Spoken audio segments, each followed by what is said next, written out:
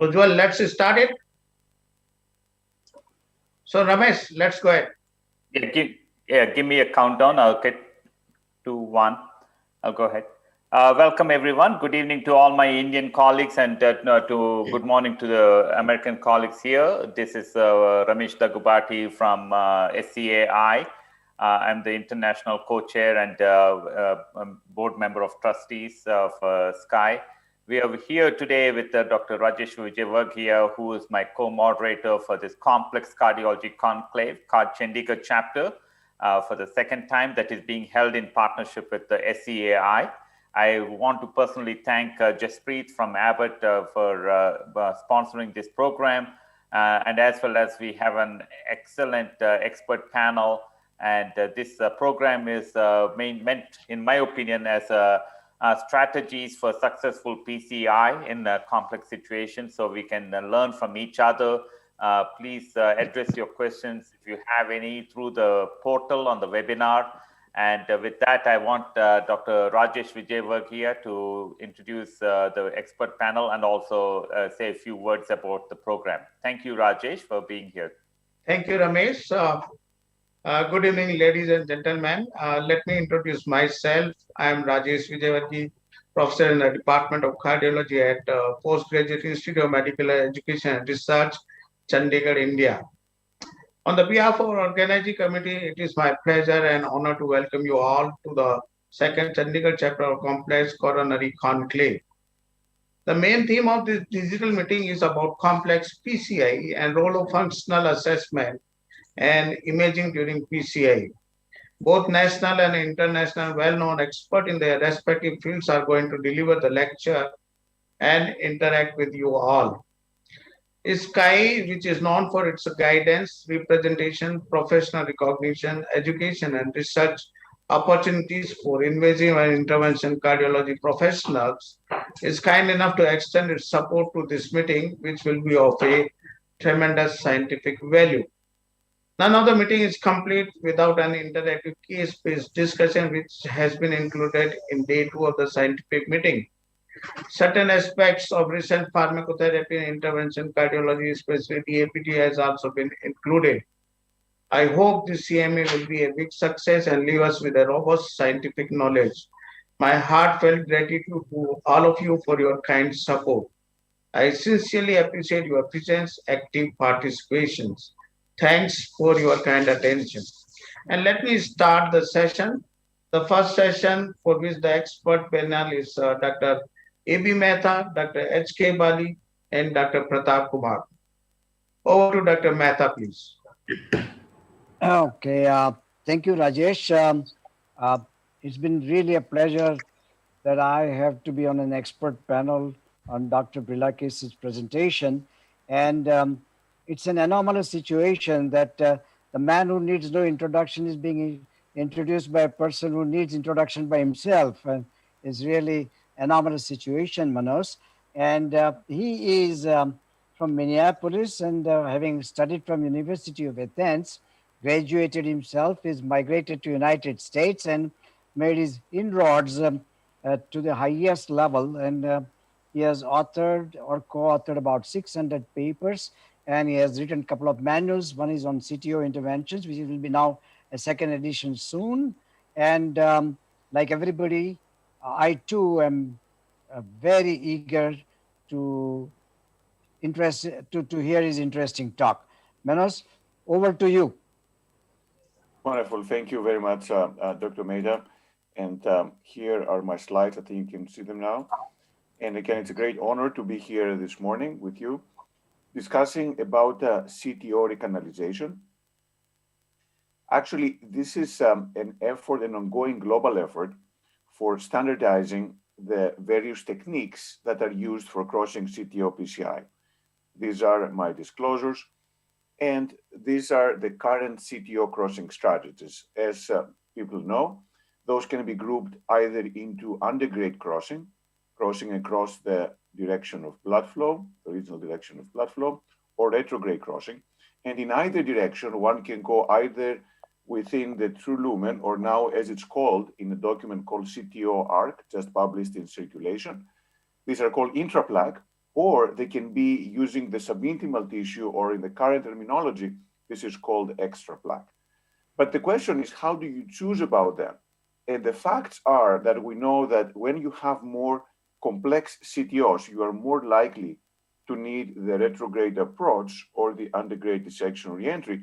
When you have the simpler CTOs, the JCTO score 0 and 1, then you are more likely to be successful with antegrade wire escalation. So these are some of the efforts that were made to standardize this. And this was the original and first crossing algorithm that has been called the hybrid crossing algorithm. And that introduced the concept of a systematic approach, essentially looking at the angiogram, doing a dual injection, and then looking at 4 characteristics to decide whether to go antegrade or retrograde. And that was the first one that introduced the concept of change, that what you want is to change your strategy if what you originally chose is not working. This was followed a few years earlier by the Asia-Pacific CTO crossing algorithm that is very similar. Once again, it starts from a careful analysis of the angiogram or the computed tomography, also introduces the concept of IVUS guided entry. There is also the option of parallel wiring that was not used in the original hybrid algorithm. And of course, the importance of changing if things do not work out. And then the most recent one was the EuroCTO algorithm that has similar concepts, introduces a use of the cross-BOS for in-stent CTOs. Also, the concept of investment procedure that has been evolving and is currently one of the most trendy techniques for doing CTOs when things don't work out and you're unable to recanalize the CTO. But what is evident from all these algorithms is that we are getting towards a consensus. There is a convergence of the techniques and the strategies used for CTO PCI. And that led more than 120 operators from 50 countries to get together and actually try to put them together in one algorithm that can become the global crossing. And this is still a work in progress. We're still going through the revisions, but this is the current state of it, which breaks it down into 10 steps. And I will go down through those steps one by one. So as is true for every crossing algorithm, the basis of CTO PCI, and probably the most important step, is to do the dual injection and look at the angiogram carefully. It's actually been now 21 years since the dual injection was introduced. And the key part of this is to do it with low magnification, without panning, and allowing enough time for the contrast to travel through the retrograde route and fill the vessel distally, so we can see the distal cap, we can see the proximal cap, and assess the length and the characteristics of the 2 different caps. It is not an exaggeration to say you need to look at this for a long period of time, and ideally with the entire Cath lab team. And the 4 things we look for, and ideally we write down on a piece of paper, are the proximal cap, so simply where it starts, the occlusion length and morphology, how is the distal vessel, and then do we have any collaterals, and are they appropriate for the retrograde approach? One can also use various scores, like the JCTO score we briefly mentioned before, that takes some of those characteristics in the proximal cap, the occlusion length and tortuosity, and previous failure, and puts them in a numeric fashion to give a concept of how difficult the case is. Another similar score is the progress CTO that is based on the hybrid algorithm that also looks at the proximal ambiguity, the presence or absence of collaterals, and the type of the vessel that we try to recanalize. And for operators who are early in their curve, you want to start once again with the simpler lesions and go to more complex as time goes by. Increasingly so, and that would be very interesting to hear about India's progress on this. Now, computed tomography is done, especially for more complex CTOs. And actually, coronary CTA is more accurate, the angiogram, for predicting the success and the difficulty of the procedure, and can tell us about calcium much more accurately, about the location of the proximal and distal cap, the length of the lesion very accurately. So these are additional ways that we are learning a lot how to use it, and in some cases, we even use co-registration. These are examples of nice CTOs with tapered entries, soft, and then short short length. But then there are some complex ones, which are long occlusions. There is calcium. There is ambiguity in the distal cap with a lot of calcium distal cap. These are much more difficult to recanalize. So it all starts with the angiogram. It all starts with a careful angiographic review. And if you have it, and I encourage you to increasingly use it, coronary CTA. The third part, which is actually a key component for CTO crossing, is the ambiguity of the proximal cap. And that's a very important characteristic. It means that the operator does not understand exactly where the CTO lesion starts. And if that happens, there are different ways that one can use to try to overcome this problem and either understand where the proximal cap is, for example, by using IVUS or by using different geographic views or coronary CTA, or if this is not possible, either go retrograde or use the so-called move the cap techniques. What this means is one creates a dissection proximal to the occlusion and then advances a knuckled guide wire in that dissection plane. And what that does, it helps cross the CTO, avoiding the ambiguity and preventing potential perforations. The approach, actually, the new algorithm does not prioritize one or over the other approaches. All of them, IVUS, retrograde, move the cap, are important in the right setting and leave it up to the operator to decide what is the best one based on their technique, armamentarium, and the characteristics of the lesion. The fourth component of the algorithm is the quality of the distal vessel. And what do we mean by that? What we mean is how big is the vessel and are there any major bifurcations? So quite often, if there are small distal vessels and if there is a big bifurcation on the distal cap, going retrograde may help with crossing and also preserving the distal branch. The next step, number 5, is to determine whether retrograde is feasible. So some patients do not actually have a so-called retrograde option. And actually, it's a new terminology. We used to say, is it an interventional collateral? But retrograde can also happen using bypass grafts, which are not technically collateral. So the term retrograde option is being introduced that is there an option for going retrograde through bypass grafts or through septal collaterals or epicardial collaterals? And that depends on many factors. Of course, it depends on the characteristics of the collateral. Is it tortuous? Are we able to advance a guide wire through this bypass graft or through septal collaterals? And then importantly, you never want to dilate epicardial collaterals. But again, based on the anatomy, can one go retrograde? The size is also very important, and this is assessed using the Werner classification. The bigger one, the better. The less angulated, the better. And also, if you have favorable entry and exit points, the better. This characterization of the collateral is actually subjective and depends also on the operator experience. Operators very experienced in the retrograde approach can use less favorable collaterals than operators who are not as experienced. Moving on to undergrade wiring. This remains, number 6, remains the most important and the most commonly used crossing strategy.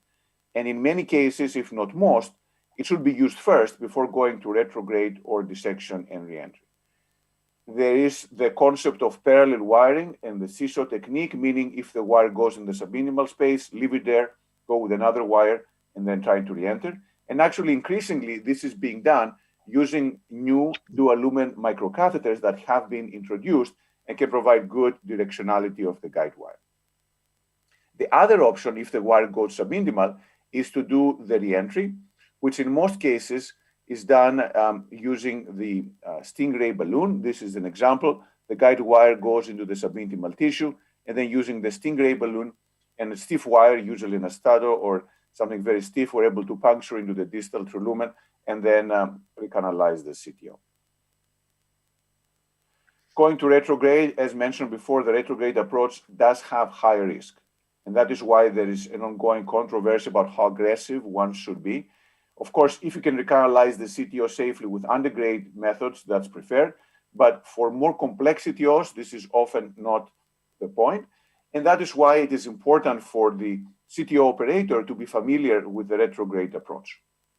This has 10 steps.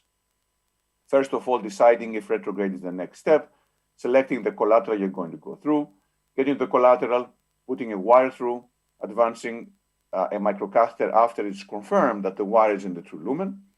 And then after we do that, then we cross the CTO. In the vast majority of cases, using the so-called reverse card technique, undergrade balloon, retrograde wire goes in the space created by the undergrade balloon. Then we most often externalize the wire, balloon stent the CTO, and then remove the externalized guide wire safely to prevent guide wire interaction and guide interaction and deep intubation that can cause dissections and other problems. So reverse card is the way to go. Again, undergrade balloon, retrograde wire, and there are different variations of reverse card, either in the proximal or distal segment or using a smaller balloon. The eighth step is the change, and that remains critical. This is from Progress CTO, showing that the first strategy that is used is successful in only 50 to 60% of the cases. So half the time your first strategy works, the other half it does not. And the way to be successful is to change to something else. So for example, undergrade to retrograde or to ADR. The ninth component, which is new, this is the so-called investment technique. What does that mean? It means that we fail to cross the CTO. For example, the wire goes subintimal or we cannot re-enter. So what can you do? What you can do if you have a subintimal wire position is to either knuckle it, use a polymer wire, knuckle it and re-enter distal and just balloon it, or even balloon the subintimal space and then leave, let the patient heal for 2 months, bring him back, and quite often then it's much easier to recanalize the CTO because the dissections heal. And when the patient comes back, you often have a tunnel.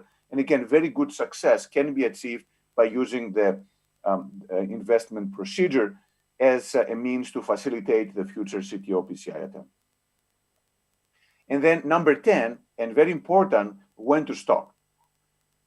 There is no perfect criteria, but these are some of the things that we believe are important. One is the time.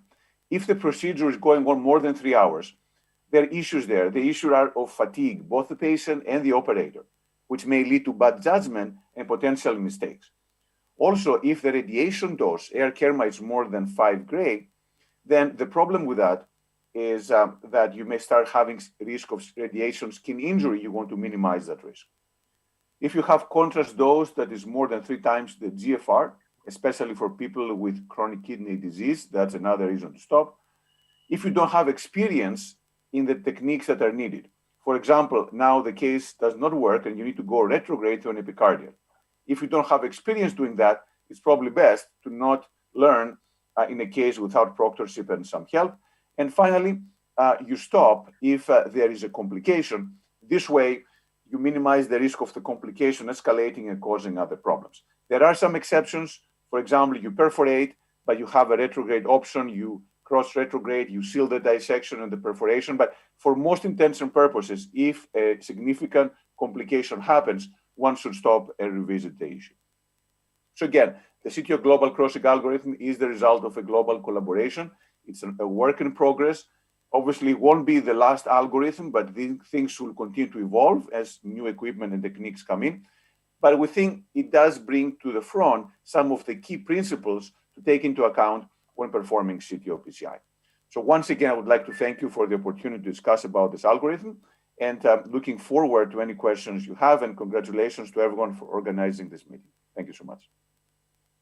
Very good. I think the very, very elegantly explained the algorithm completely, and the rest of the things are detailed, which in such a short time you cannot cover up, and for sure. Just a point that apart from CT, what you have described, the CT angio also reveals if there is a tortuosity of a missing segment. That I think consider that is a very major determinant of the failure, because unless we know that there is a tortuosity at some point, then I think what your efforts would be without your knowledge and anticipation culminate into failure. So I think CT to have is good thing. But at times in India, we have a couple of cost constraints. At the same time, the CT diaload and the CTO attempt to diaload, the CT angiography I meant, diaload and all, sometimes prevails, and then you might want to keep a reasonable gap between the two investigations and the attempt to make a CTO. Once I have a question in my nose that having crossed the proximal cap and then you progress, there is no way for that you are intimal, subintimal, intimal, or whatever it is. Although I feel it does not really matter, but it may have some bearing to the restenosis rates of the CTO segment. And until I come out from the distal, beyond the distal opacified segment, then I for sure know that I've been in a false lumen. And I need your comment to elaborate what I said, and I'll appreciate that. Yeah, absolutely. I think there are 4 ways to see where you are. The most common used one is the contralateral injection. So see if we can visualize the distal vessel and see if we are moving in the right direction or not. The second one is to actually take a workhorse wire and try to push it out. If the wire starts knuckling, you know you are subintimal. The third way, which is not recommended, is to take an injection. Take a little small syringe and inject. But the problem is, if you're subintimal, you just blew it and then it's hard to get back in. The fourth way, which actually we find very useful lately, is to connect the microcatheter with the manifold and transduce the pressure. And if you see a waveform, actually sometimes you're in a true lumen and you see an arterial waveform, then you know you've crossed, and then this way you don't have to inject any contrast and potentially disrupt the subintimal space. But you're absolutely right, this is a common problem, and these are the 4 ways. I would say the number 1 is the contralateral injection, number 2 is the pressure transduction, and number 3 is the workhorse wire. I would not use the injection to the microcatheter. Yes, very good. Manos, I think excellent talk. I just want to let you know that my fellows really have the utmost respect and admiration, and they love you, because of simplification of the algorithms.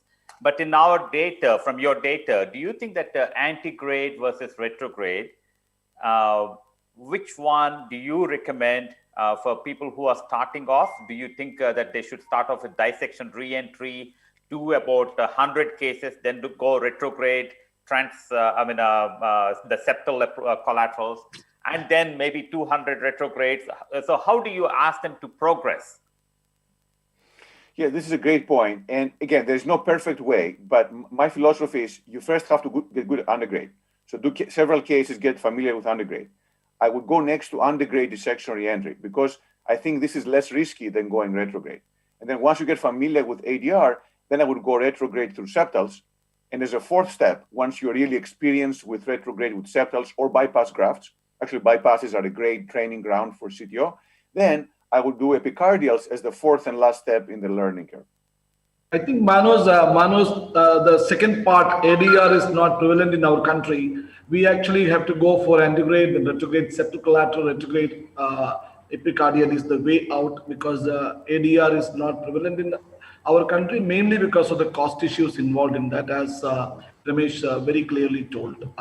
The question is actually, you told that you can see a waveform when you are just connecting. Is it actually all the time it is true when you are in the true lumen? Yes, so actually we published this a couple of years ago. So if you're in the true lumen, now you have to be careful not to connect with a lot of saline, right? But you flush with saline in the manifold, connect to the microcatheter without, just barely get the wet to wet, stop injecting, connect, and transduce the pressure. It's not a perfect waveform, but if it's flat, then you know that's not good, you're subintimal. But if you start see something that is phasic, that means that quite often you are in. Pulling just blood back doesn't mean much because you can be subintimal and then you can still get a lot of blood back. But if you have an arterial waveform in that microcatheter, that is much stronger indication that you are actually indeed into the distal true lumen. That's a very valid point. I think people may think that when you aspirate, blood is coming when you are in the true lumen. That is a wrong message, actually wrong understanding by the many young people. I think Manos, as Ramesh told, the way of your presentation and the people are loved to hear your talk because the last time when you came for my meeting, actually everybody was telling you, actually Manos should come regularly to Indian meetings because people wanted to hear you more often because you present things in such a simple way. So people will start doing CTO from tomorrow. It's a pleasant honor. Thank you so much. Thanks for your kind words. Dr. Bali? Any comments on the talk and any questions for Dr. Brilakas? I think it was a wonderful talk as usual. But point is, I have never tried pushing the microcatheter if I'm not sure that I am distally in the true lumen. But this is something which I have not tried, that you push the microcatheter and even if you are not 100% certain that the distal wire is in the true lumen, and then take a pressure monitoring. That I have not tried, but maybe that's a good way to go forward. I would like to go either with a parallel wire or another technique to be sure certainly that the distal wire is in the true lumen, and then try to manipulate the microcatheter distally into the true lumen. Any comments? Yeah, no, that's a great point. Let me just clarify, just to make sure. If your wire goes somewhere, the first step is to get it contralateral. Now, if you see the wire moving in sync with the vessel, that's okay. That's when you advance the microcatheter. If the wire is going out, right, obviously, you don't want to advance the microcatheter, as you very expertly said, because obviously then you perforate, you cause a big problem. So you're absolutely right. Just to make sure I clarify what I said, that you only advance the microcatheter after you think that the wire is in the so-called architecture, if it's moving in sync with the distal vessel. If the wire is out, then obviously you should never push the microcatheter if the wire is outside the vessel. So excellent point. Thank you so much for clarifying. I think, Manos, what actually you told, better than injecting and understanding where your microcatheter is in the true lumen, the better thing is to connect to the manometer and understand whether you are having a waveform or not. Right? That's right. But don't push the microcatheter unless you are certain that it's in the architecture of the vessel. Sure. Manos, I mean, I'm sure that equipment is very expensive in India. So with all your experience, if you can give us one microcatheter, one retrograde crossing wire, what would you recommend the best one to be? Wow, so that's a tough one. There are actually 5 categories of microcatheters. You have the large ones, the small ones, the angulated ones, the dual lumen, and the plaque modification. So you need, ideally one of all, but I would say you need at least one that is big, like the Corsair or Turnpike. That's for undergrade crossing. You need one small for it. 12,000 PCI and around 300 peripheral intervention. He has now authority of imaging and physiology and in India, and is the founder president of Society of Coronary Intervention and Physiology. Dr. Bahulian, please.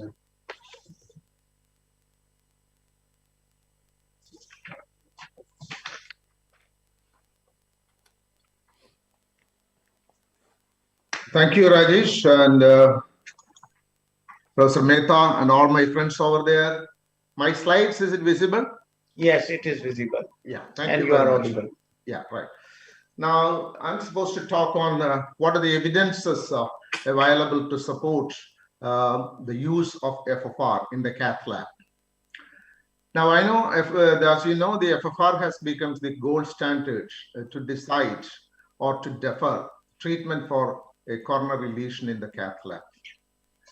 And there are enough supportive data for this impression or this practice pattern to develop.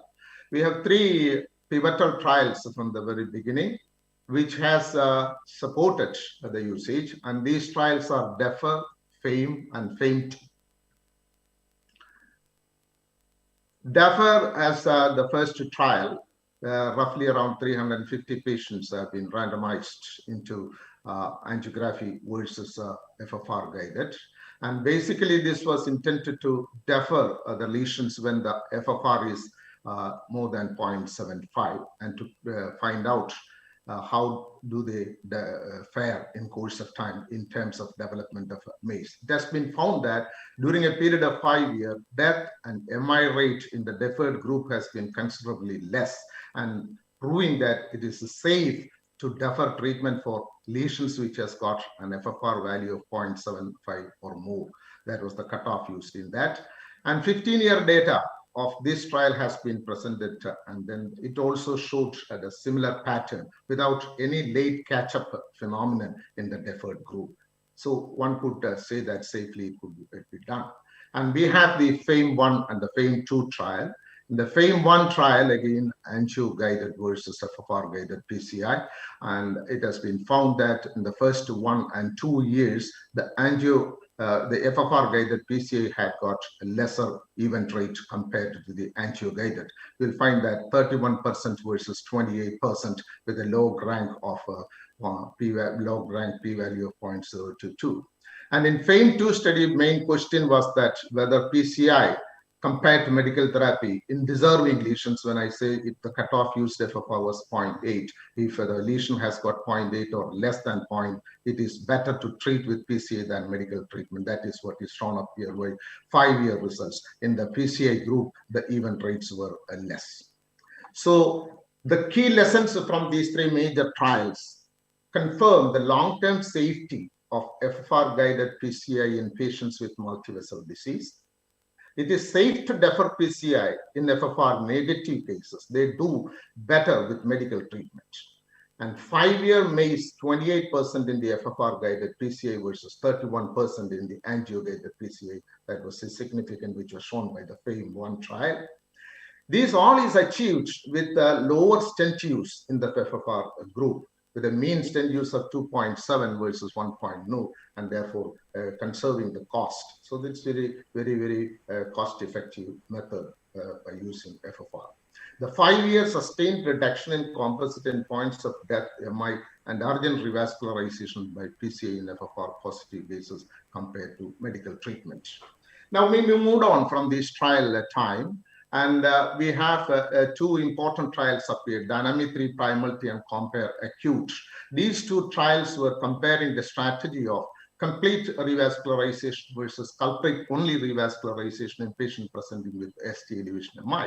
And as you know, more than 50% of these patients do have non-current lesions, which are stable lesions. So they have collected all those stable lesions, and those stable lesions in these 2 particular trials has been taken for PCI based on FFR findings. And from the FAME2 data also, it has been combined, and a meta-analysis of individual patient data from these trials have been done. And then looked at the primary composite endpoint of death or myocardial infarction. It is found that FFR-guided PCI during a period of 5 years, it has a significantly lower event rate compared to the medical therapy from these 3 trials.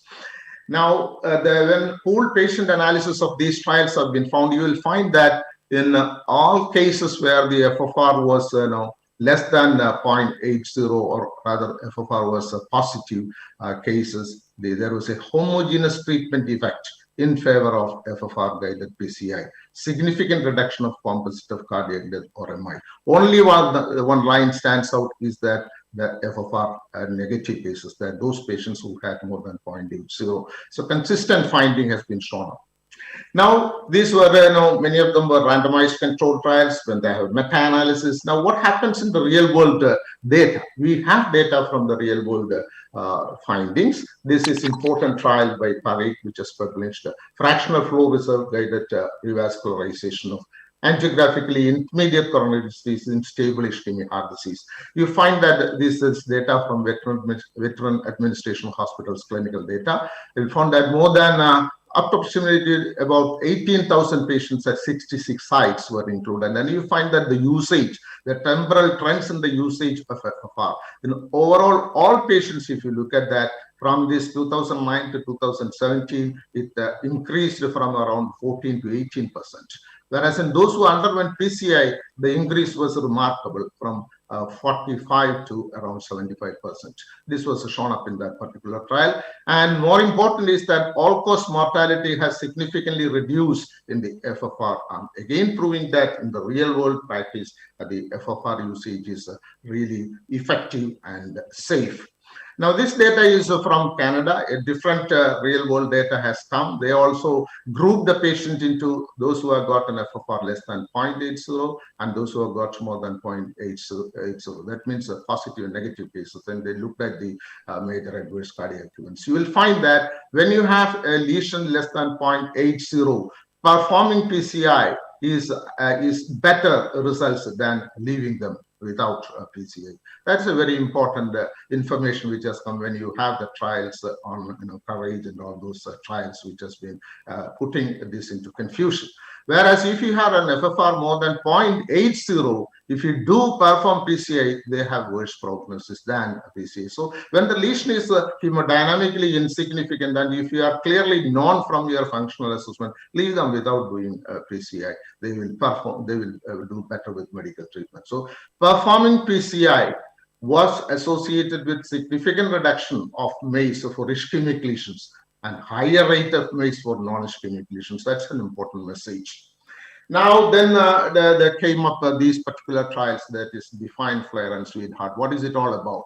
Now, hyperemic index is the FFR. Non-hyperemic indices has moved into, and the IFR was the first in that array of non-hyperemic pressure ratios. So the comparison with the FFR has been done in this particular trial, more than 4,000 patients. Javier has, collected these two groups of studies and then analyzed it and found that when you use a functional assessment, whether it is FFR or IFR, you end up with lower event rates at the end of 1 year. And this is both in the treated patients as well as in the deferred patients.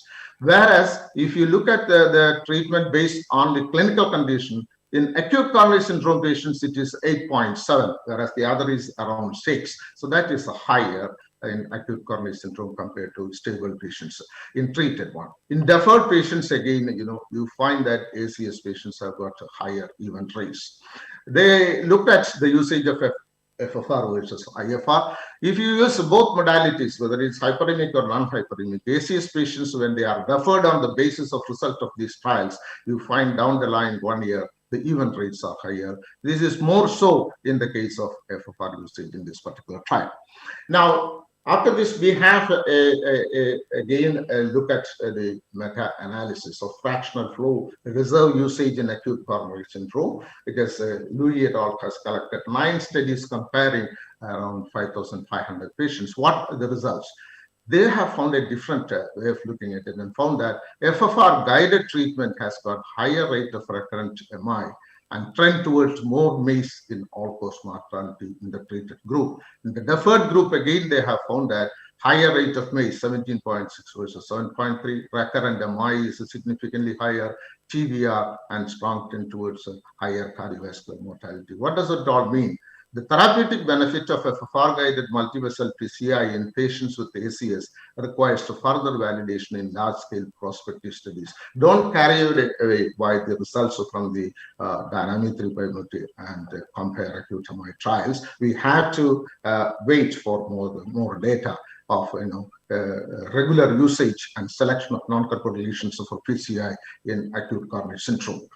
Now, let's look at another. This is a case of left main. This is actually Javier Escanat has shown this case in one of the webinars. You found that distal LED has got an intermediate lesion with a LED lesion proximal over here. So the FFR is 0.76. Certainly the vessel is ischemic. It could be due to the left main or it could be due to the LED lesion. What we usually do is that stent the LED one and then look at what is the residual FFR. This patient had underwent a LED stenting, and you find that the following that the FFR is 0.86. That means the LM is not functional. That doesn't require treatment. Now, well, this is the situation with FFR. But this could be predicted and it will be known ahead if you use a non-hyperemic pressure ratios like IFR. In this particular case, IFR also has been used, and that is why he went ahead at the day LED stenting. You will find that the main drop of pressure was in the LED. That means the LED is significant, but at the point of LM, IFR was 0.93. That is the prior to treatment, you could know that the LM is not requiring treatment. This is not possible at the moment with FFR. Now, this is one of our case. You have a borderline left main and a proximal LED lesion. As you know, in the this is early years ago, we did the LED has been stented and looked at the FFR in the LED.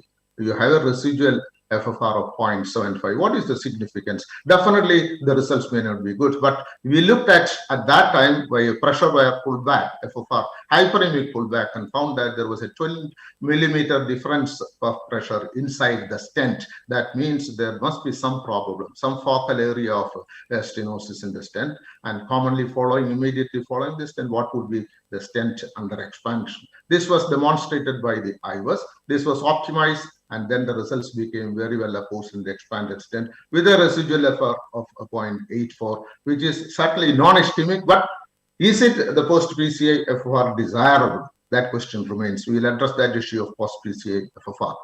Now, with regard to this, the pressure wire pullback, as I said, IFR has got the advantage of knowing the individual lesions significance and predicting ahead. And then by the method of virtual PCI, you can see that by placement of a stent in a particular lesion, after that, what will be the residual functional deficit you will be able to predict.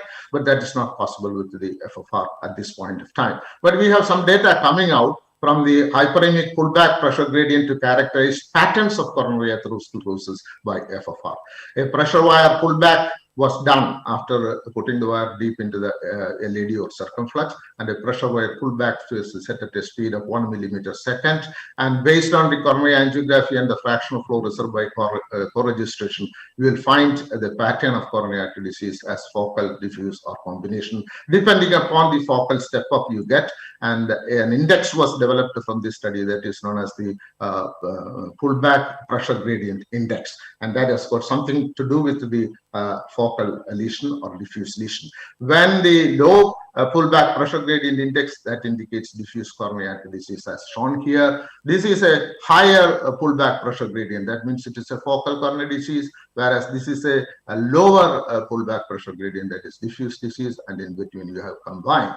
And you will find that based on this, the angiographically described focal combined disease can be reclassified into up to about 36%. At the moment, this is a very good observation, but we don't know how this can be translated into our clinical practice by this information. I am sure further studies will be there to look at this point.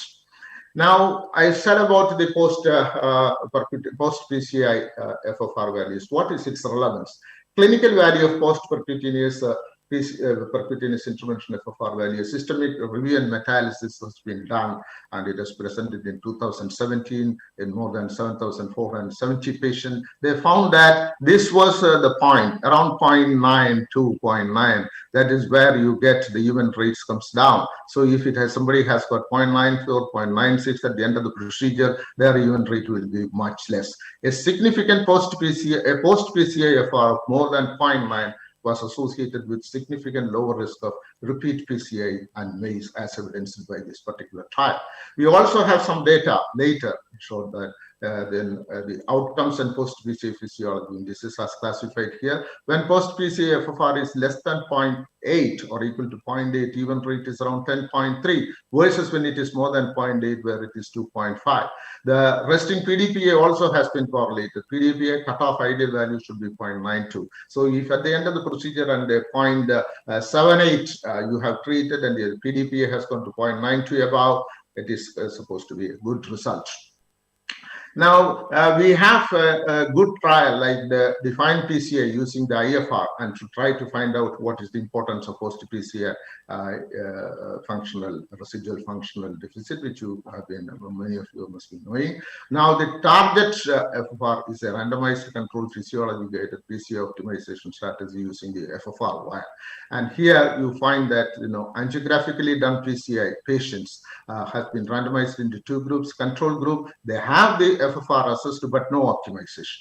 The other group, FFR done, you have the optimization done, finding out a pressure wire pullback, finding out where exactly is the residual gradient coming up. Maybe if it is focal inside the stent or outside the stent, you dilate with a higher size balloon at a higher pressure. If that is not bringing up the FFR to a higher level, do a stent. And then looked at the control and this PIOS group. That means the optimized group, and found that there was it was not significantly. The primary endpoint was proportion of patients with final FFR equal or more than 0.90, but that was not achieved higher in the PIOS group. So the main key findings of this study was suboptimal physiological results are common after angiographic guided PCI. This is very evident. More than 25 to 30% do come back with angina within a 1 year time after our angiographic guided angioplasty. Functional substrate for PCI optimization was observed in almost half of the cases, that is residual focal FFR drops. Only the pressure wire pullback will clearly locate these areas to be optimized. The PIOS approach showed to increase post-PGIMER FFR, but failed to significantly increase the proportion of patients with acceptable FFR 0.9. That is why their primary endpoint was not achieved. But the secondary endpoint has been achieved by the PIOS. That means the application of optimization succeeded in decreasing the number of patients with an FFR less than 0.880 for post-PCA. So at the moment, we should carry home the idea that we should try to get a higher post-PCA FFR value, but to get the real 0.90 above or 0.92 above of PDPA, or in the defined PCA 0.96 of non-hyperemic pressure indices, one has to find out on the clinical basis.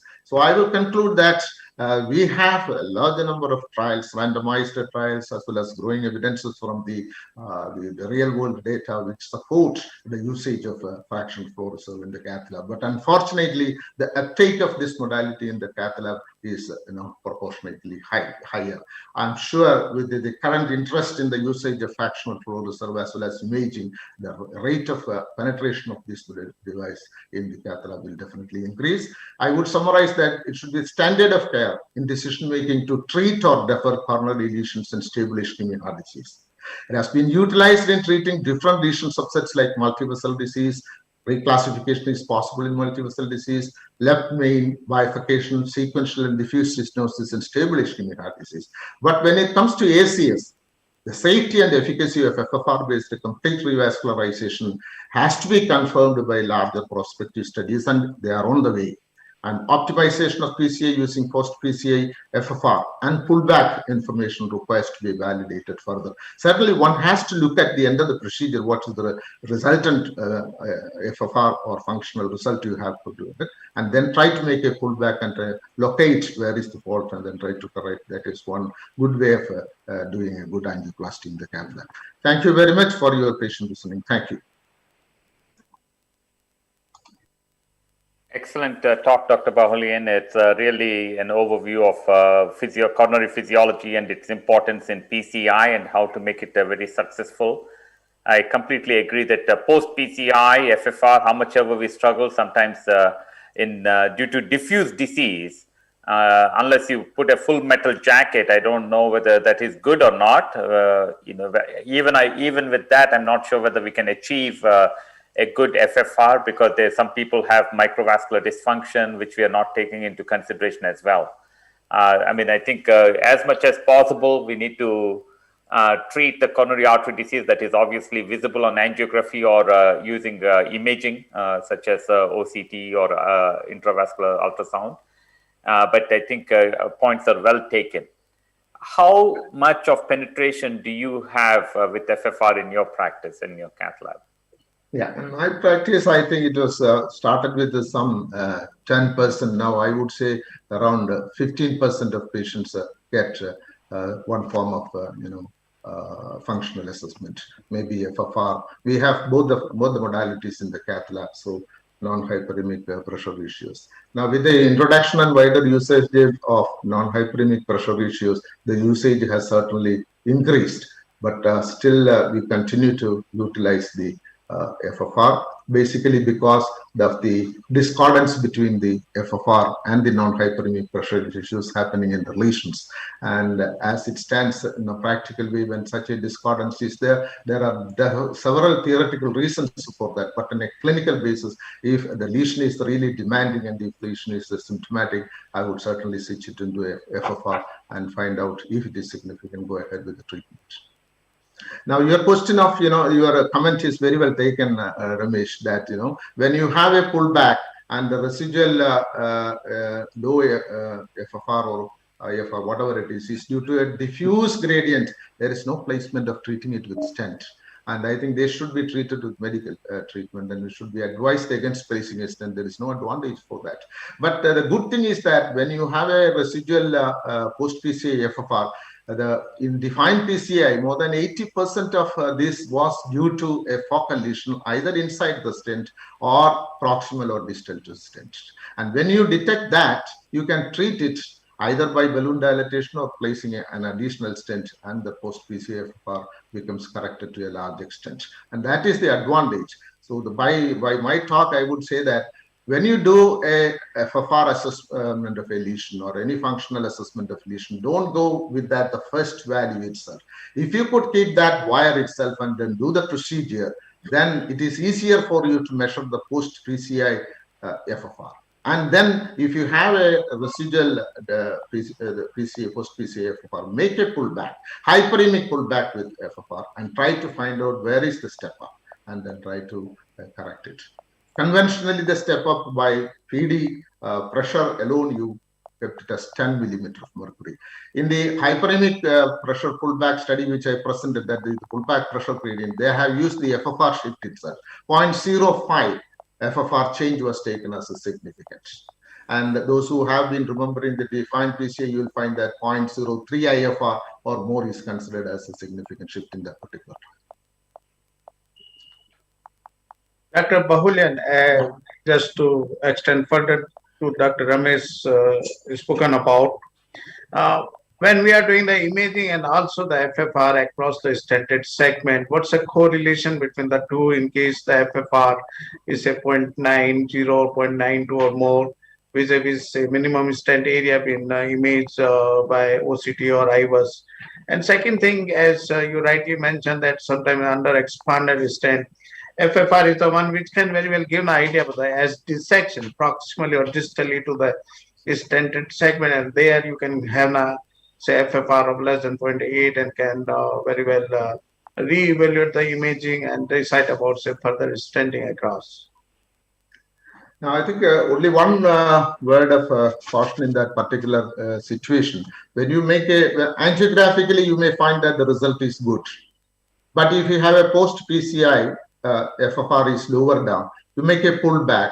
And if you find a significant step up happens inside the stent, that is an indication to go ahead and then look at by an image, either IVUS or OCT. And then you will find out what exactly is the reason for that. It need not always be under expanded stent. It could be a massive tissue prolapse into that particular area. So detection of the reason by an imaging is very important. And then that correlation will help you to reach into a correct decision making. And second point is that even if you have a residual gradient, this need not correlate with the so-called imaging finding of a stent. Imaging, even if you have a post-PCI FFR is reasonably good, if you find that by imaging the stent is underexpanded by its own criteria, then you have to make it corrected. One more comment from your side regarding deferral or region for chronic stable angina versus acute coronary syndrome. And you have rightly mentioned about the event rate, which is almost double in those with acute coronary syndrome compared to stable angina patients. So what's your comment about, say, having a follow-up of this patient? How frequently they should be evaluated for ongoing ischemia, yearly, or how frequently? That's the opinion of yours is required for the sake. I think the non-critical lesions at the moment, the evaluation becomes really difficult. Number one, angiographically, it has got a lot of problems. And when they thought of FFR or IFR, it has got also fallacy. And that is why the non-critical lesions do have increased problem. That is the reason why the combined trial, he has used OCT and plus FFR and find out those lesions which have got thin calf fibroathyroma in the non-critical lesions. They do have a 13% event during 18 months compared to the thin calf negative, it is only 3% over an 18 months period. So I think that is instead of we can't comment on what follow-up is going to catch up the event rates. What is required is that at the point of making a decision of non-critical lesion whether to leave or not, we rightly should have a good way of going. Now there is a limitation for FFR, limitation for angiogram. We should find out whether we can combine the imaging findings as well as the functional findings, like as he has pointed out in combined trial. And then it is difficult and it is highly challenging to do an OCT and an FFR in a patient of non-critical lesion when you do a primary angioplasty. But do take care of the critical lesion during primary angioplasty. If you are non-critical lesion, you can call back the patient after 2 or 3 days, and that time you make a real correct decision for that patient. That is how you can reduce the non-culprit lesion related events in down the line 1 year or 18 months. Bahulyan, I have a question. What is your opinion about? Yes, Bahulyan, what is your opinion about Cti Ffr? That is one. I think that would simplify the problem to a great extent. And the second thing, when you have a Marina 1, 1, and 1, and you angiographically see a significant side branch, it becomes extremely difficult to evaluate its significance. Yeah. Yeah, that's very important 2 points. One, sir, is that the Cti Ffr. It is advantageous, and then probably that is going to come up in a big way, and that may be the doorkeeper. You don't have to bring the patient to the cath lab. A multivessel disease patient, if you have a Cti Ffr, and you know what are the lesions which are significant, you can go to the cath lab with a lot of ease and a lot of planning to do the intended lesion alone. And I think it is advantageous. It corroborates with the invasive functional assessment also, and it will come up. And second, this thing is that in bifurcation of bifurcation, the strategy upfront is probably not decided by functional assessment. I would rate more into the imaging. If you find that a distal left main bifurcation, if the circumflux osteomangiographically, as we all know, difficult. If you find that it is very well open and the minimal luminal area of circumflux is more than 3.5 millimeters square, probably you can go ahead with a single stent from left main to LAD as a provisional strategy, single stent. So I will give more importance to the imaging at that particular time. Post PCI, if you find a pinching of the circumflux, well, that is probably one of the area where we can use the functional assessment. Put in a pressure wire and find out if the pressure wire is having a 0.80 above. Probably you can leave that at this point of time. Well, that sort of a practice is associated with the event reduction is not proved. This is what I should say about it. Sir, actually, I have two questions. One is post-PCI FFR, actually, you told 0.7. It usually indicates another lesion other than the stent apposition. What do you think, sir? Actually, you told stent, there is one case you have shown, the stent malapposition was there, or stent under expansion was there, which was well opposed by the post-dilatation and then produced a better FFR.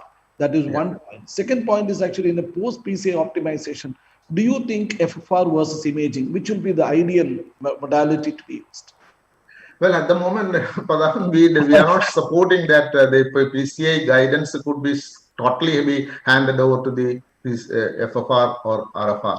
Imaging definitely carries, the imaging is into the forefront when you are doing a stenting, whether your stented procedure was adequate or not to have complete apposition and complete good expansion. All these criteria are there, whether you use IVUS or OCT.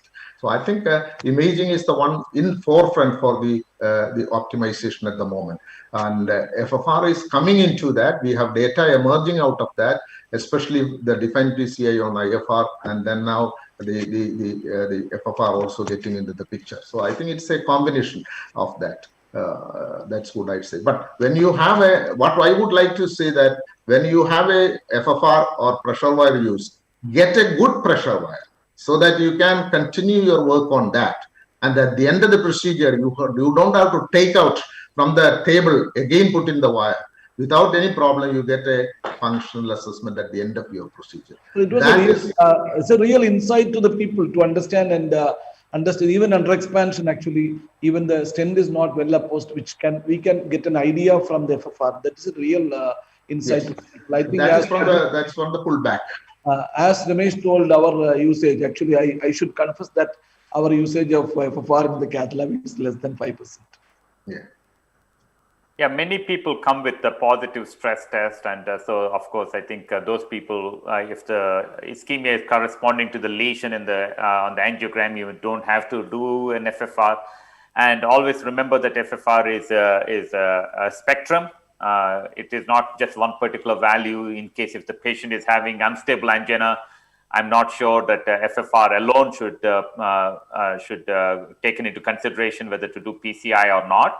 Because there is further research that is going on looking at the virtual histology or by soft plaques, and how OCT or IVUS and those patients is going to be reflected in people who have normal or negative FFRs and still having symptoms. Even in the HARP trial, which is the women who have no coronary artery disease, when we did OCT runs, 1/3 of them had significant plaques. And epicardial angiogram looks actually, a luminogram looks good and normal, but this is a recent study from NYU, and we were part of that, and it showed that 1/3 of them had significant plaques. So I think it is definitely we need to do more of FFR and also imaging to understand better. Thank you very much, Dr. Baholian. Thank you to the expert panels, Dr. A.B. Mehta, Dr. H.K. Bali, Dr. Pratap Kumar, and Dr. Baholian, who have given a fantastic presence here for the first session involving a speech by Dr. Manos Brilakis on ideal CTO strategy, and also on coronary physiology by Dr. Baholian. With that, we end this session. Thank you very much. And Rajesh, you can invite all the expert panels for the next session. Yes. So thank you, everyone. And now let me invite the next session expert panel, Dr. Hiramat, Dr. Manjunath, Dr. Srinivas Kumar, and Dr. Anil Dhar. So in the next session, we are going to have two talks. One is the stent choice for the complex lesion, and another one is about the stop DAPT enzymes 2890 stent trial. As Dr. Ashok said, is busy in one of the case. I request Dr. Ramesh to invite Dr. Sripal for the next talk, please. Yeah, Dr. Sripal Bangalore is, Dr. Ashok Seth is here, actually. I see him now. So why don't you go ahead, Rajesh? Dr. Seth, are you ready to go ahead for the presentation, please?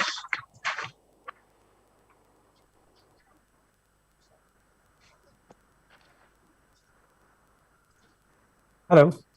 Yes. Hi. Ashok, we can hear you very loud and clear. Would you like to go ahead with your talk? If so, I'll introduce you. I could go ahead with my talk. Certainly. Okay, great. I'm so sorry that I delayed you. I hope. No, you're perfect on time, sir. Rajesh, go ahead, please. So as you all know about Dr. Seth, he's an eminent cardiologist, intervention cardiologist from India. Is the FSCAI representative from the India. He's the chairman of Fortis Escort Heart Institute, chairman of the Cardiac Council, Fortis Group of Hospital. Over the last 30 years, he has pioneered numerous angioplasty techniques for India and Asia Pacific region. He has been honored as a doctorate degree from 6 universities across India. He is on editorial board of major scientific cardiology journal. He is an acclaimed teacher and has trained more than 500 cardiologists of India and abroad. Dr. Seth, please. Thank you very much, and I hope I can.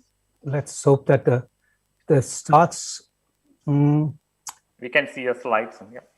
That's right. So let's see if I can actually go onto a full screen and.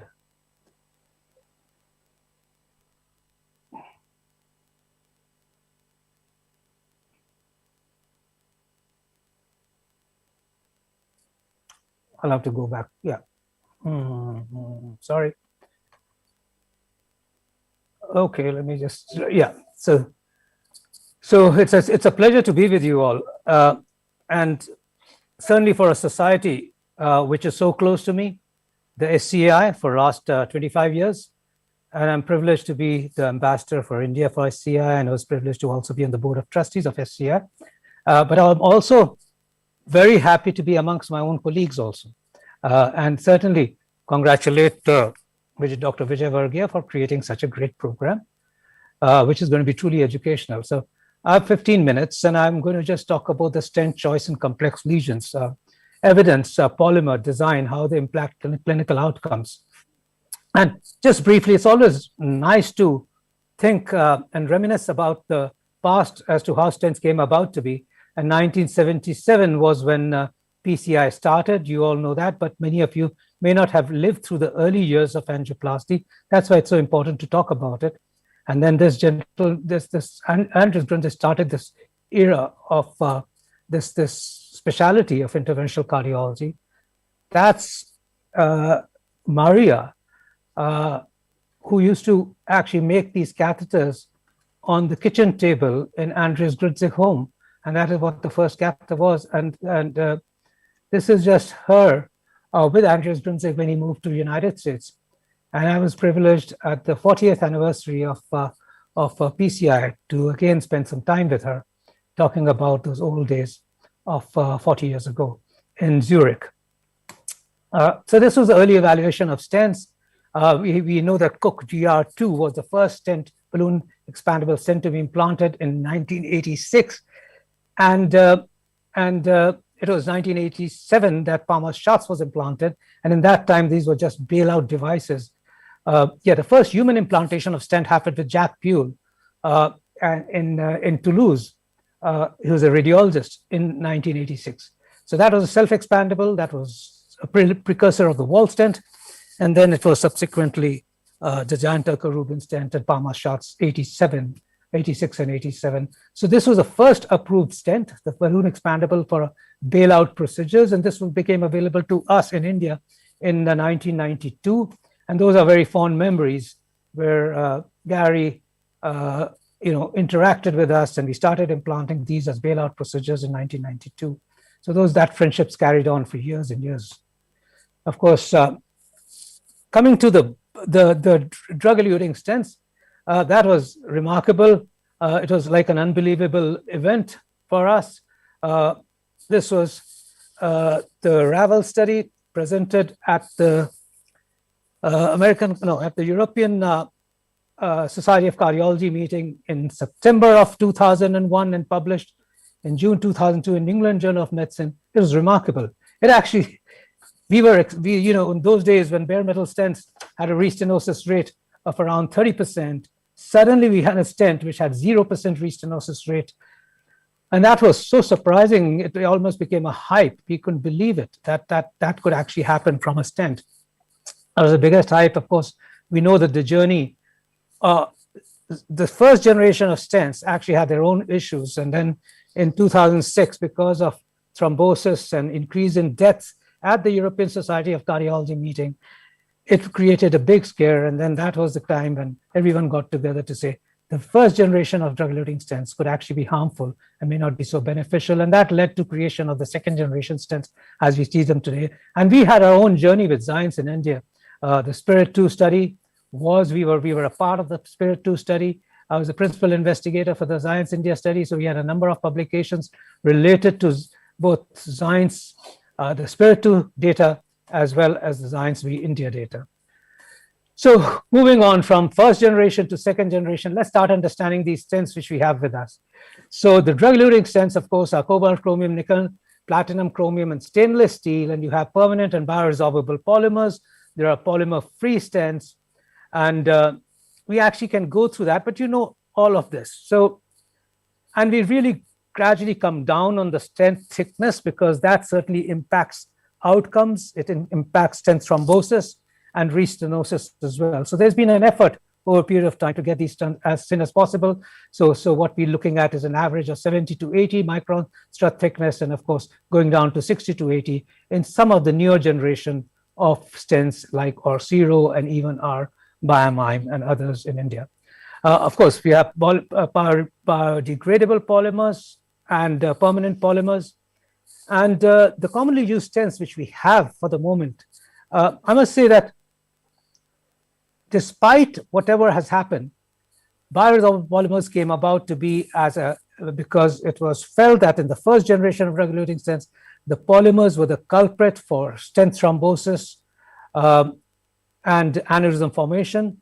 And therefore, if one had a bioresorbable polymer to deliver the drug, it would the polymer would disappear over 6 months' time, leaving behind what was assumed to be a bare metal stent. But clearly, no superiority or difference has been demonstrated with a bioresorbable polymer versus a permanent polymer. Now we have permanent polymers either on Xience or on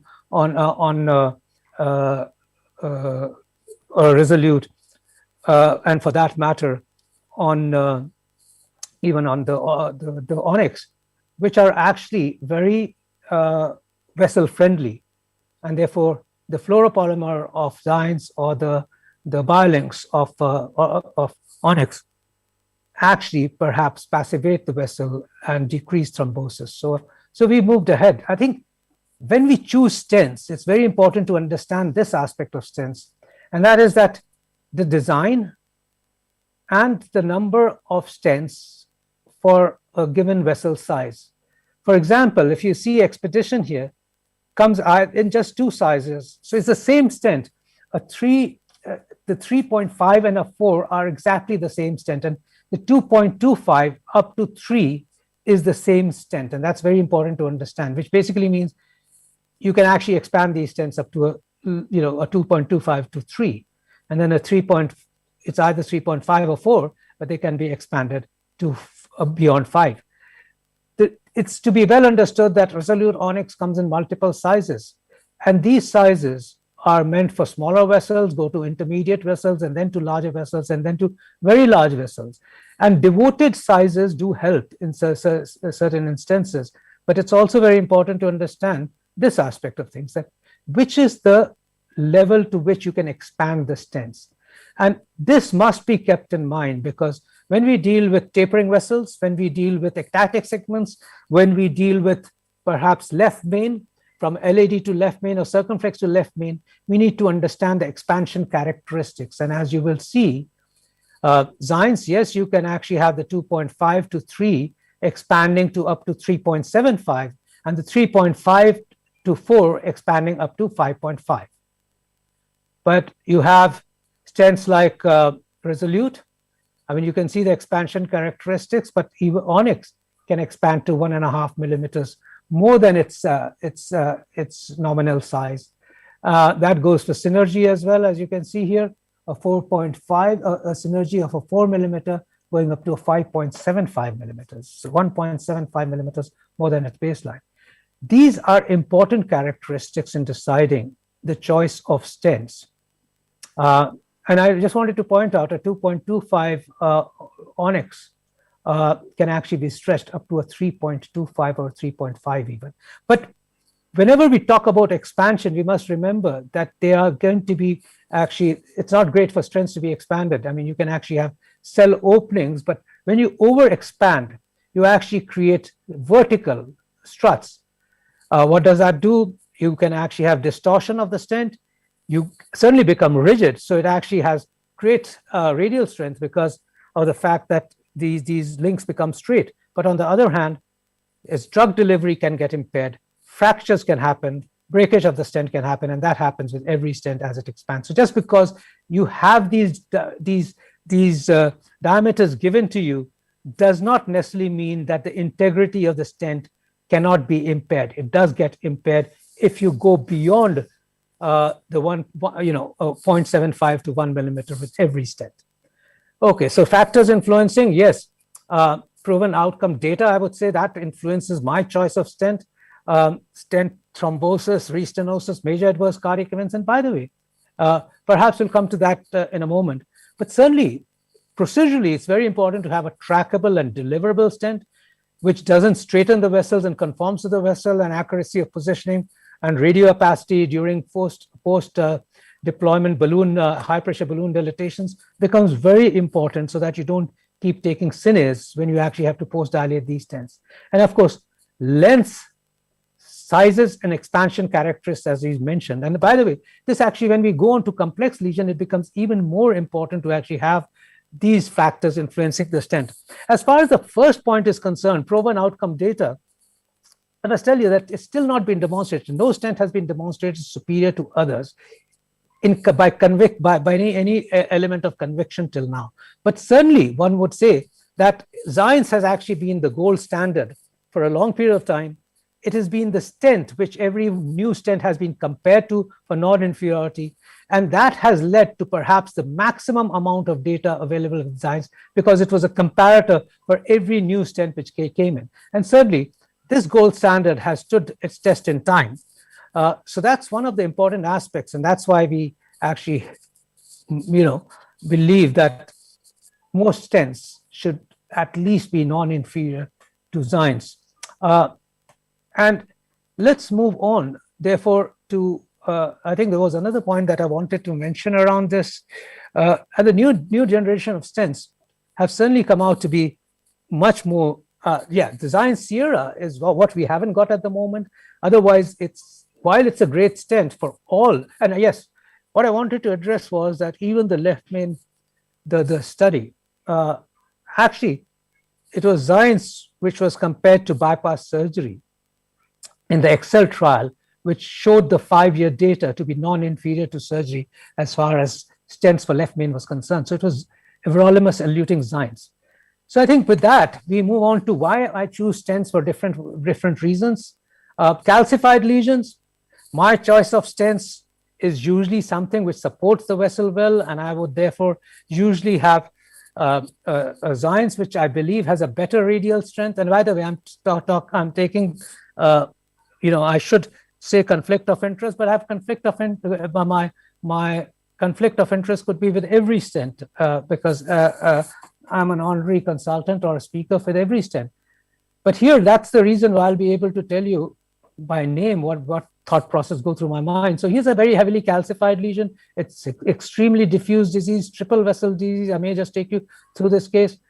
Ejection fractions, 25 to 30% in this gentleman. So put him on an impeller, and that's his LAD.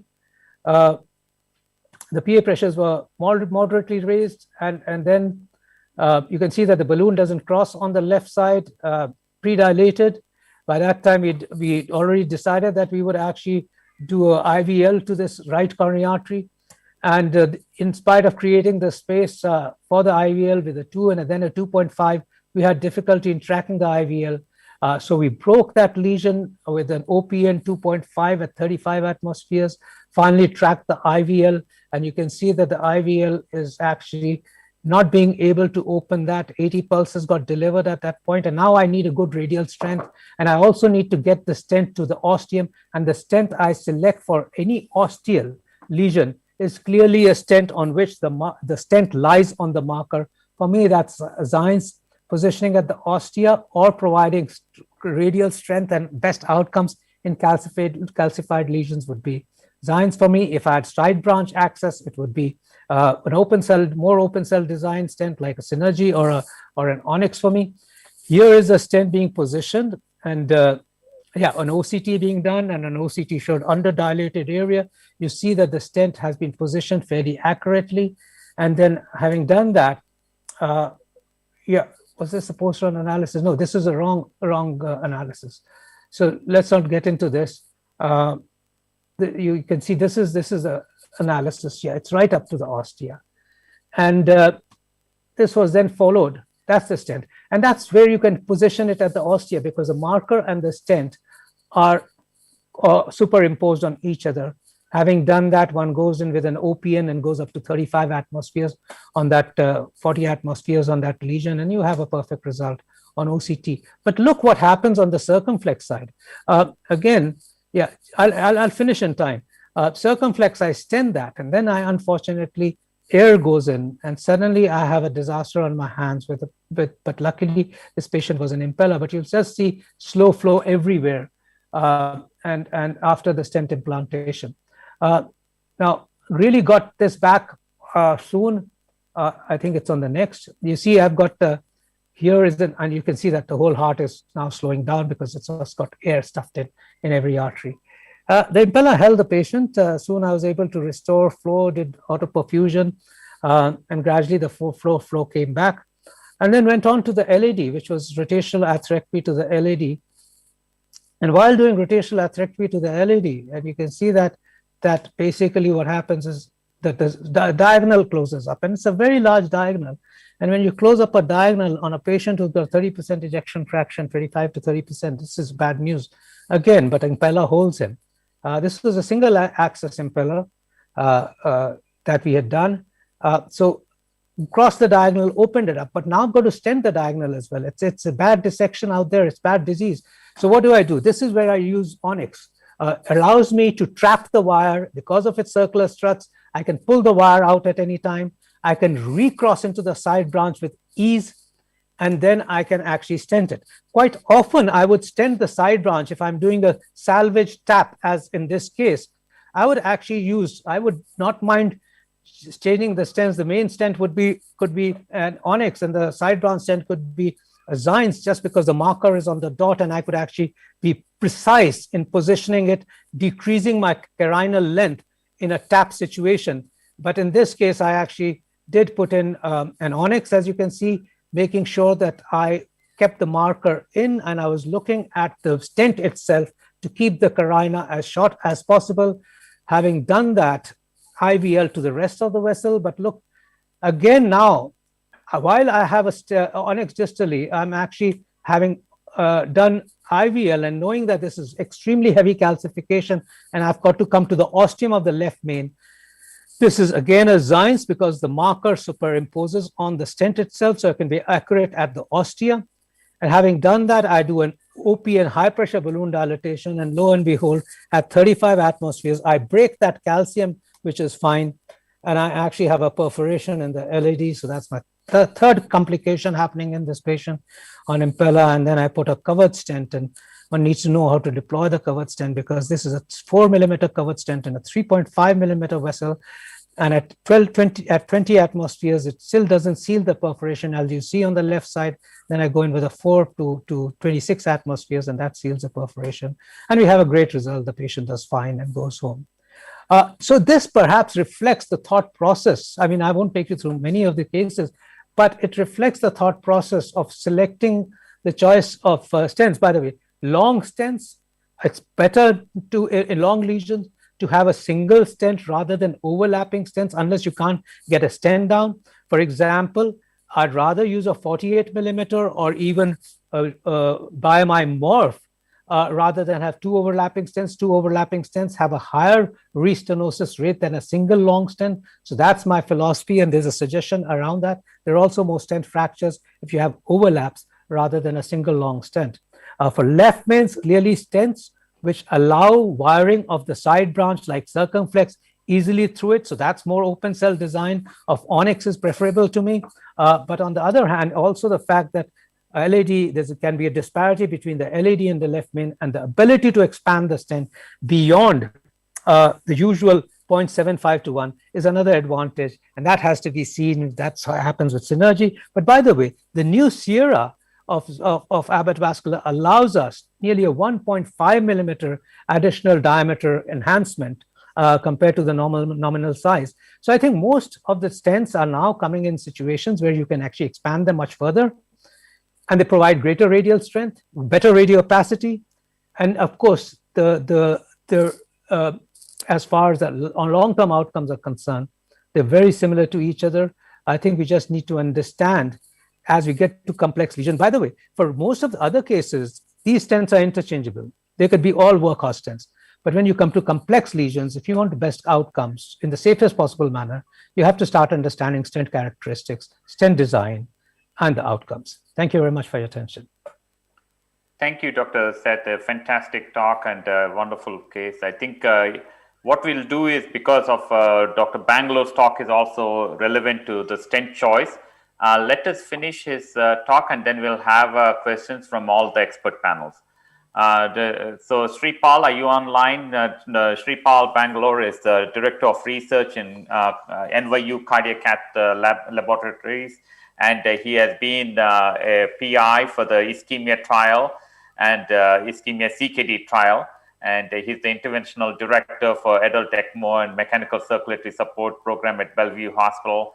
And he has been a great friend, and as many of you know, without much of an introduction, he's very well known to Indian colleagues, and he's a professor of medicine at NYU. Thank you, Sripal.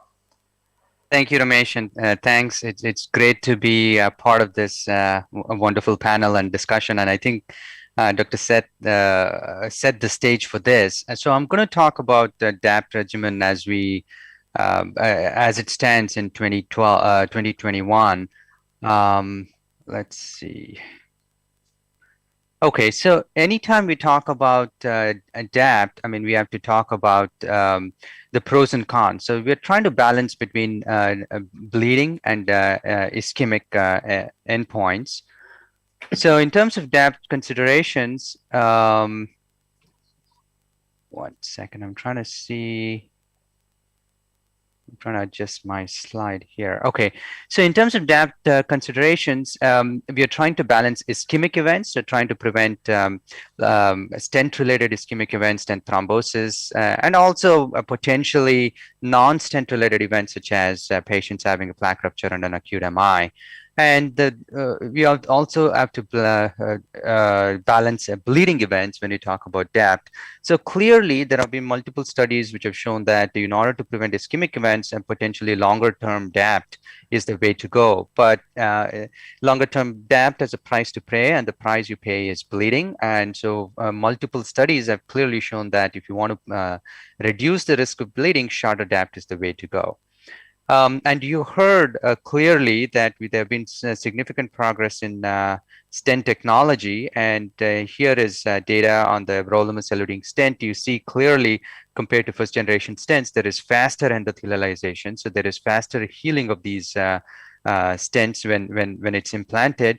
And specifically for some of the stents, for example, the Everolimus-eluting stent, whether it's designed so the Promus have the fluoropolymer, and a number of studies have shown that there is reduced thrombogenicity, both from bench testing data and from clinical trial data suggesting that there is some inherent thromboresistant properties, at least of some of these stents.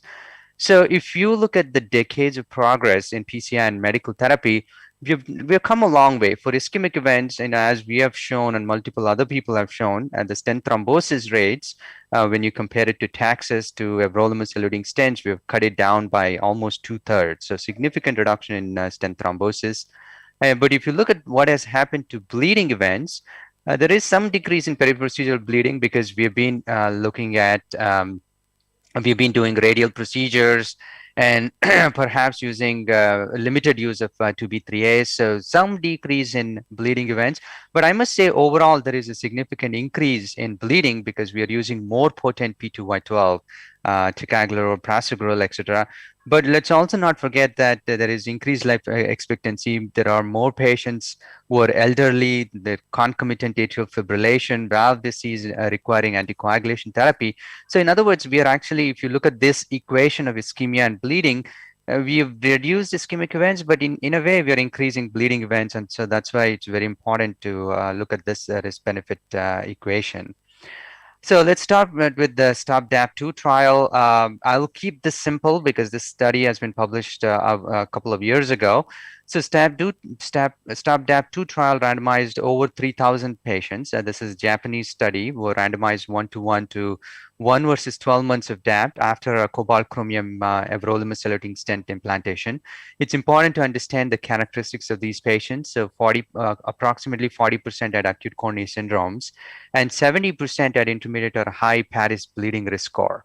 But the key thing to understand, I mean, this is a Japanese study, so there was a very high use of IVUS. So 85% of them had IVUS use for optimal deployment. But literally, this is comparing 1 versus 12 months of DAPT therapy. And if you look at the primary endpoint, which is a composite of both ischemic and bleeding events, 1 month DAPT was not only non-inferior, but also, in fact, superior to 12 months DAPT.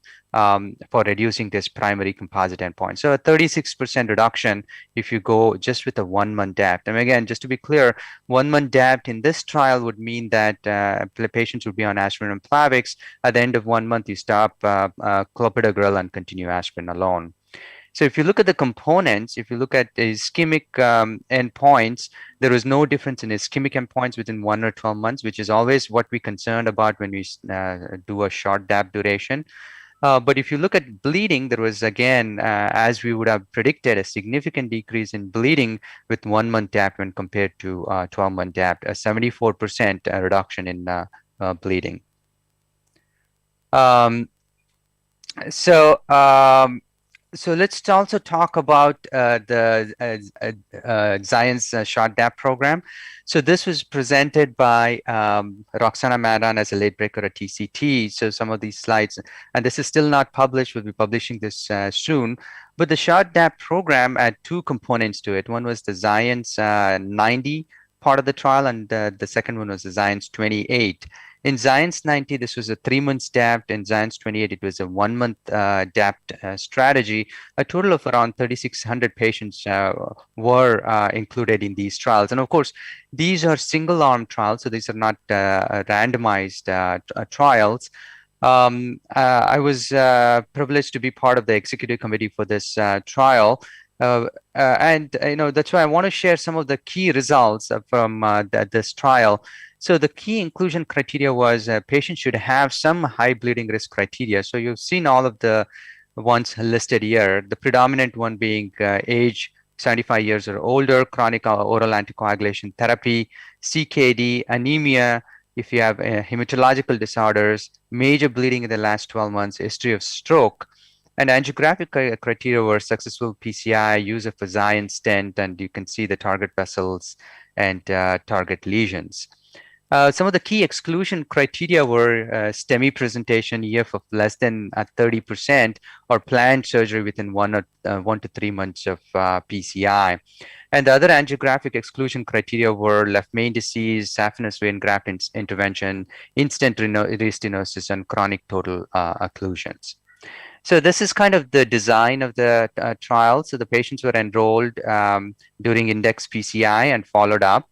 And if they were event-free for the Science 90 at 3 months on dual antiplatelet therapy, then they were continued with aspirin alone, and the follow-up was between 3 months and 12 months.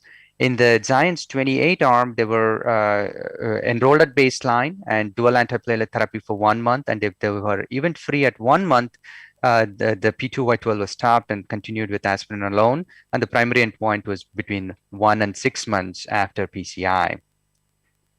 So this is what happened in terms of dual antiplatelet therapy use in both the trials.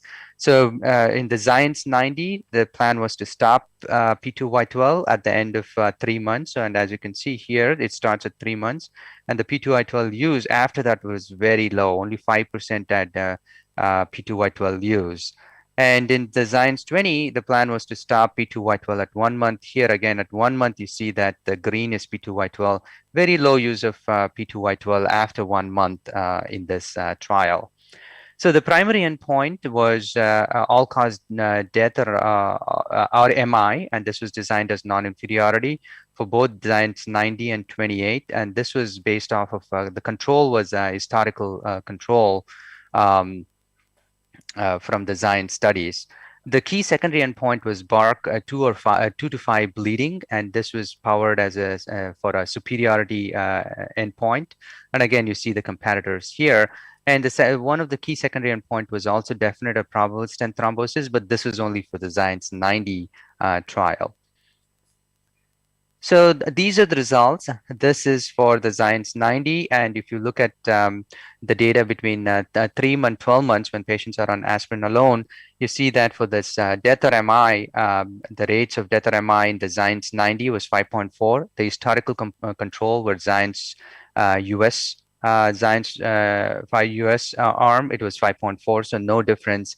And if you look at the non-inferiority analysis, clearly the p-value for non-inferiority is clearly met. So based on this, you can conclude that the Science 90 at 3 months DAPT strategy is non-inferior to what was seen in the Science US study.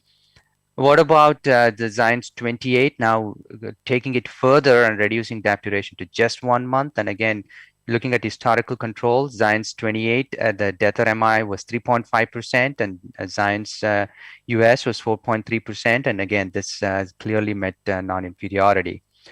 If you look at the BARC 2 to 5, this was a powered secondary endpoint.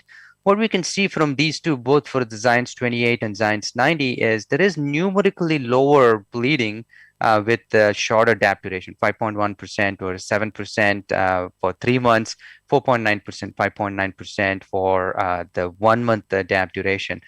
But the key thing to understand is the Science US protocol did not mandate collection of BARC2 bleeding events. So when we looked at BARC 3, 3 to 5 bleeding events, we do now see that the short adapt duration meets the statistical threshold for superiority. So either whether it's 3 months or 1 month adapt was superior to reduce BARC 3 to 5 bleeding in these trials, comparing it to historical controls. What about definite probable stent thrombosis? Interestingly, this was only seen, this was only powered in the Science 90 trial, and we used a performance goal for this. And using a performance goal of 1.2%, the observed Science 90 stent thrombosis rate was 0.2% only. So only 4 out of the 1,600 patients developed stent thrombosis. And it goes back to what Dr. Seth was trying to say, that we have made significant progress in stent technology, and the stent thrombosis rates are very low. And this is the rates for 1 month DAPT. Again, you see only 0.3% stent thrombosis even after 1 month dual antiplatelet therapy. So in conclusion, for this Science short DAPT duration, these are, first of all, important to recognize that these are HBR patients, so high bleeding risk patients. Short DAPT of 1 to 3 months compared to standard DAPT was non-inferior for ischemic endpoints, similar rates of clinically relevant bleeding with a significant reduction in major bleeding. And again, we saw very low incidence of stent thrombosis. So the question always comes, what do you do when you have complex lesion subsets? So this is a study which was published 2 years ago, looking at short versus long DAPT duration in patients undergoing complex lesion subsets. But in the interest of time, what I want to show is their conclusion. In patients who underwent complex PCI, they clearly had a high risk of even ischemic events, but benefited from long DAPT only if HBR features were not present. So these data suggest that when concordant bleeding more than ischemic risk, when concordant bleeding more than ischemic risk should inform decision making on DAPT duration. So in other words, if you have a patient who had complex PCI and their bleeding risk is higher, you're still better off with short DAPT duration rather than long DAPT duration, something to keep in mind. What about patients with ACS? So this is analysis we published recently, 8 trials, 12,000 patients with ACS, looking at short versus long duration DAPT. And again, we showed that short duration of DAPT had no difference in ischemic endpoints. And if anything, major bleeding favors short duration of DAPT, even in patients with ACS. So we all agree now that short duration of DAPT is the way to go. But when you reach your short duration of DAPT, what should we be doing next? I mean, should we be dropping aspirin, or should we be dropping P2Y12 after a course of DAPT? This is an analysis we published last year, looking at many of these randomized trials and trying to understand what should we be doing. Well, should we be dropping aspirin versus P2Y12? In the interest of time, what I want to show is it really depends on what you want to prevent. So here, it's showing the P-score for best versus worst. So if you want to prevent bleeding, continuing aspirin and dropping P2Y12 would be the way to go. So if you have a patient who has complex PCI and you want to avoid stent thrombosis after a short duration of DAPT, perhaps continuing P2Y12, such as that done in the Twilight trial, would be the way to go. So there is no head-to-head trials comparing what should you continue after a short duration of DAPT. This is indirect comparison, but if your bleeding risk is high, continue aspirin. If your thrombosis risk is high, continue P2Y12 and drop aspirin. And of course, I mean, if you look at the ACCHA guidelines and also the ESC guidelines, all of the guidelines are now coming around for stable ischemic heart disease. The minimum DAPT duration is 6 months. You can get to 3 months if the patient is at bleeding risk. And in our clinical practice, we've been following this, and there are cases even for 1 month the DAPT duration. That's what we do. And this is also reflected in the ESC guidelines. Shorter DAPT duration is potentially the way to go. So if you go back to this equation of ischemic versus bleeding risk, we have to look at the overall picture. What have we done for ischemic events? So with stent-related ischemic events, newer generation DES is the way to go. to prevent non-stent related events, I mean, plaque rupture from non-stented region. Of course, we have a number of great medical therapy, high intensity statins, PCSK9, low dose anticoagulation therapy. And let's also not forget the SGLT2s. But in terms of reducing bleeding events, one thing to consider is our patients are getting older, they're going to bleed. AFib, anticoagulation, so short adapt should be the way to go for the majority of the patients, and then potentially consider longer-term single antiplatelet therapy. And at the end of the day, it's all about balance. Thank you for your attention. Thank you, Sripal, and thank you for all the expert panels. I'll start off with one quick question, and I think next I would like all the expert panel to ask the questions to our speakers. Dr. Seth, this is actually from my fellow Dr. Sabuni. He said, thank you for the great lecture. Can you please give us a comparison between Xience and Onyx in regards to deliverability in severe calcified lesions? So what do you think? So clearly, Onyx is a more deliverable stent, and that's been well proven in our daily practice. But what's important also to understand is that if we talk about Sierra, that is a good deliverable stent. It's improved tremendously on the previous platforms of Alpine and Expedition. So I think most of the devices now, provided you have a good guiding catheter support and start understanding the nuances around stent delivery, would actually equate well with each other. But if we go back one step behind, then Onyx certainly has a superiority over others.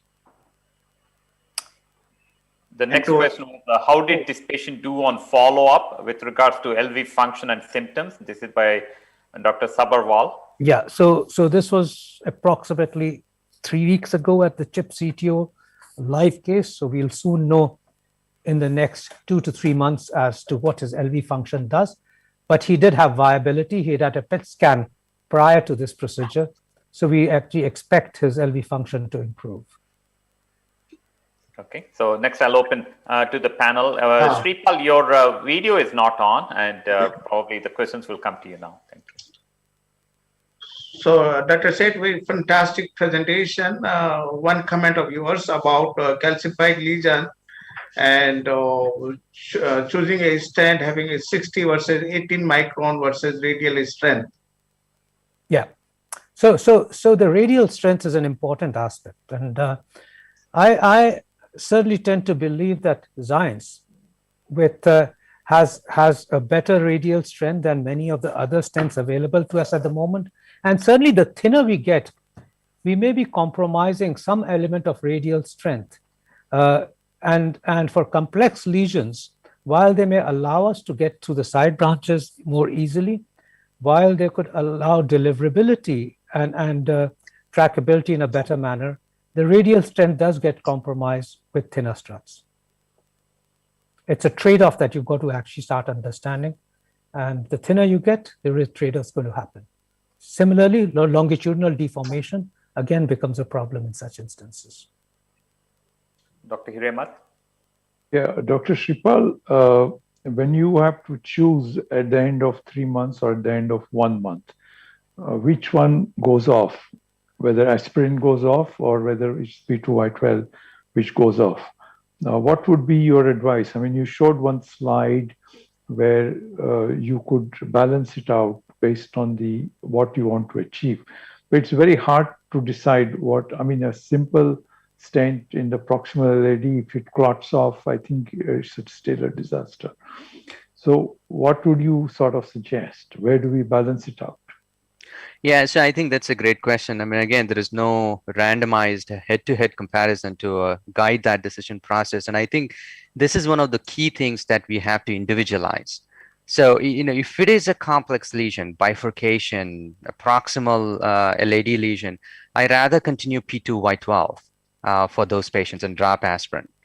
But if it is non-complex, or if the patient's bleeding risk is very high, they're already on oral anticoagulation, they've bled in the past, I rather drop the P2Y12 and continue aspirin for those patients. So I think it's a matter of balancing risk benefits. Sripal, I think you have to qualify that slightly further. At least I think that we've got to qualify it further.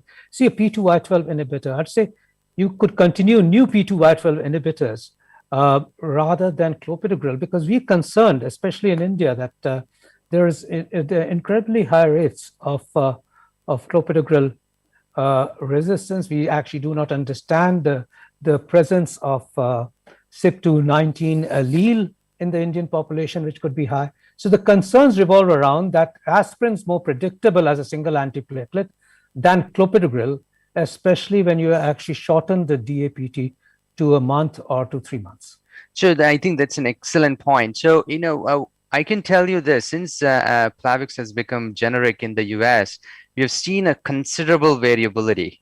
So for whatever it is, I mean, there is no data on routine platelet function testing, but we have been doing at one of our hospitals, just because, we have had a couple of companies, and there have been branches where the rate of non-response is very high.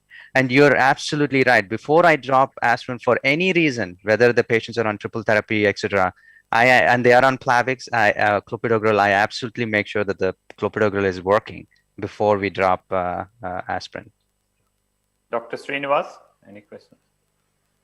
Yeah, good evening. We had excellent lectures by Dr. Seth and Dr. Sethpal.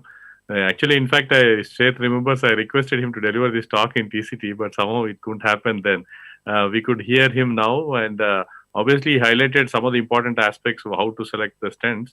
As we all know, the calcified lesions, more than this, bed preparation is what is more important. That's what is showed effectively with OPN balloons, IVL, and other things. Obviously, the bed preparation is well, probably many stents would do well. Generally, for sake of listeners and viewers, what I would like to say is each of us should become comfortable to have at least 2-3 brands of stents available for variable sizes and become comfortable with 1 or 2. If each a junior youngster start using 1 stent of each type, you will never get confidence in any brand of stents. And in trouble situations, probably Zynes have proven tested as in patients like instant restenosis, things like that. And we had thoughts that one drug-eluting stent restenosis would put the other. That also is now not there because paclitaxel is not being there.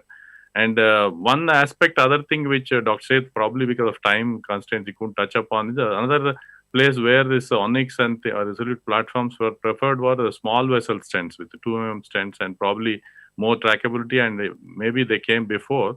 Now we have even in other Zynes platforms, small vessels, but we somehow became comfortable using Onyx with the smaller sized vessels. The left main, sir, yesterday we had to use one left main patient and one female where the vessel looked like 5 mm, 5.5 stretchable. So again, Zynes Sierra availability would do good because of same reason what you mentioned, marker, we wanted to use Zynes because always we prefer placing at the osteal locations left main because of advantage of marker. But we were again having trouble with expanding it further beyond the limits what is shown. That's why we were forced to use 4.5 of Resolute Onyx stent because it can be expanded further. So we wanted to hear that's again one area where we are at loss with Zynes. What do you feel about it? So you're right, absolutely. I mean, I would not, the 4 mm, 3.5 and 4 mm are the same stents. So we must firstly keep that in mind. So even if you implant a 3.5 into the LAD, you can actually get it up to 5. 5.25 is the maximum for that stent. So for a 4 mm or a 3.5 mm, 5.25 is the maximum for that stent. But we must remember that if you stretch it further, it's not as if it can't be stretched. You saw my visuals, which I showed you on the expansion. What you give up is unpredictability around drug delivery and stent fractures. But it's certainly the radial strength increases the higher you go up because the struts straighten up. And one more, we wanted to hear from you, sir, that newer now Mirror's platform is available with the thinner stents. You're a great advocate for even BVS before. Yeah. Now the thinner platform stents, young diabetic patients, long lesions, would they benefit by this? The other day I implanted the 40 mm Mirrors. I've used the tapered Mirrors as well. The tapered Mirrors is not the tapered stent, it's just a tapered balloon. The Mirror stent is still the same. Yes, you need better bed preparation, definitely. And that brings us back to the whole situation. It's always going to be optimization. Even for, by the way, to see a 0.2 stent thrombosis rates from Zynes is not because Zynes is as good, but you add on good techniques, you add on optimization, and the same stent thrombosis rates with Zymes, which used to be 0.6 and 0.7% in Absorb-2, actually came down to 0.2 in Absorb-4 once the same policies of high pressure implantation, bed preparation, post-dilatation came in. So you can actually get an IVUS optimization, by the way, in STOP-DAP2. Following IVUS optimization, the stent thrombosis rates of 0.1 and 0.2% for Zymes in ACS patients. Now that's a huge step forwards when you start thinking that it's the ability, the device is great, it's perhaps the gold standard for all of us, and yet you add optimization to this, you actually decrease the stent thrombosis rate to practically nil, even in complex patient subsets. Yeah, there was a recent analysis even with the BRS Absorb with OCT versus no OCT, and people who actually utilized OCT, I'm sure Rajit maybe will be touching on that later in his talk, but OCT guided Absorb had better outcomes than non-OCT guided Absorb. And I think at that time I did mention to Chuck Simonton saying that we should mandate OCT in all of our Absorb. I think it would still have been on the shelves. Unfortunately, that did not happen. So Ramesh, I just comment on this aspect also. So when in Absorb-2 and Absorb-3, the stent thrombosis, the scaffold thrombosis rates was 1.5%.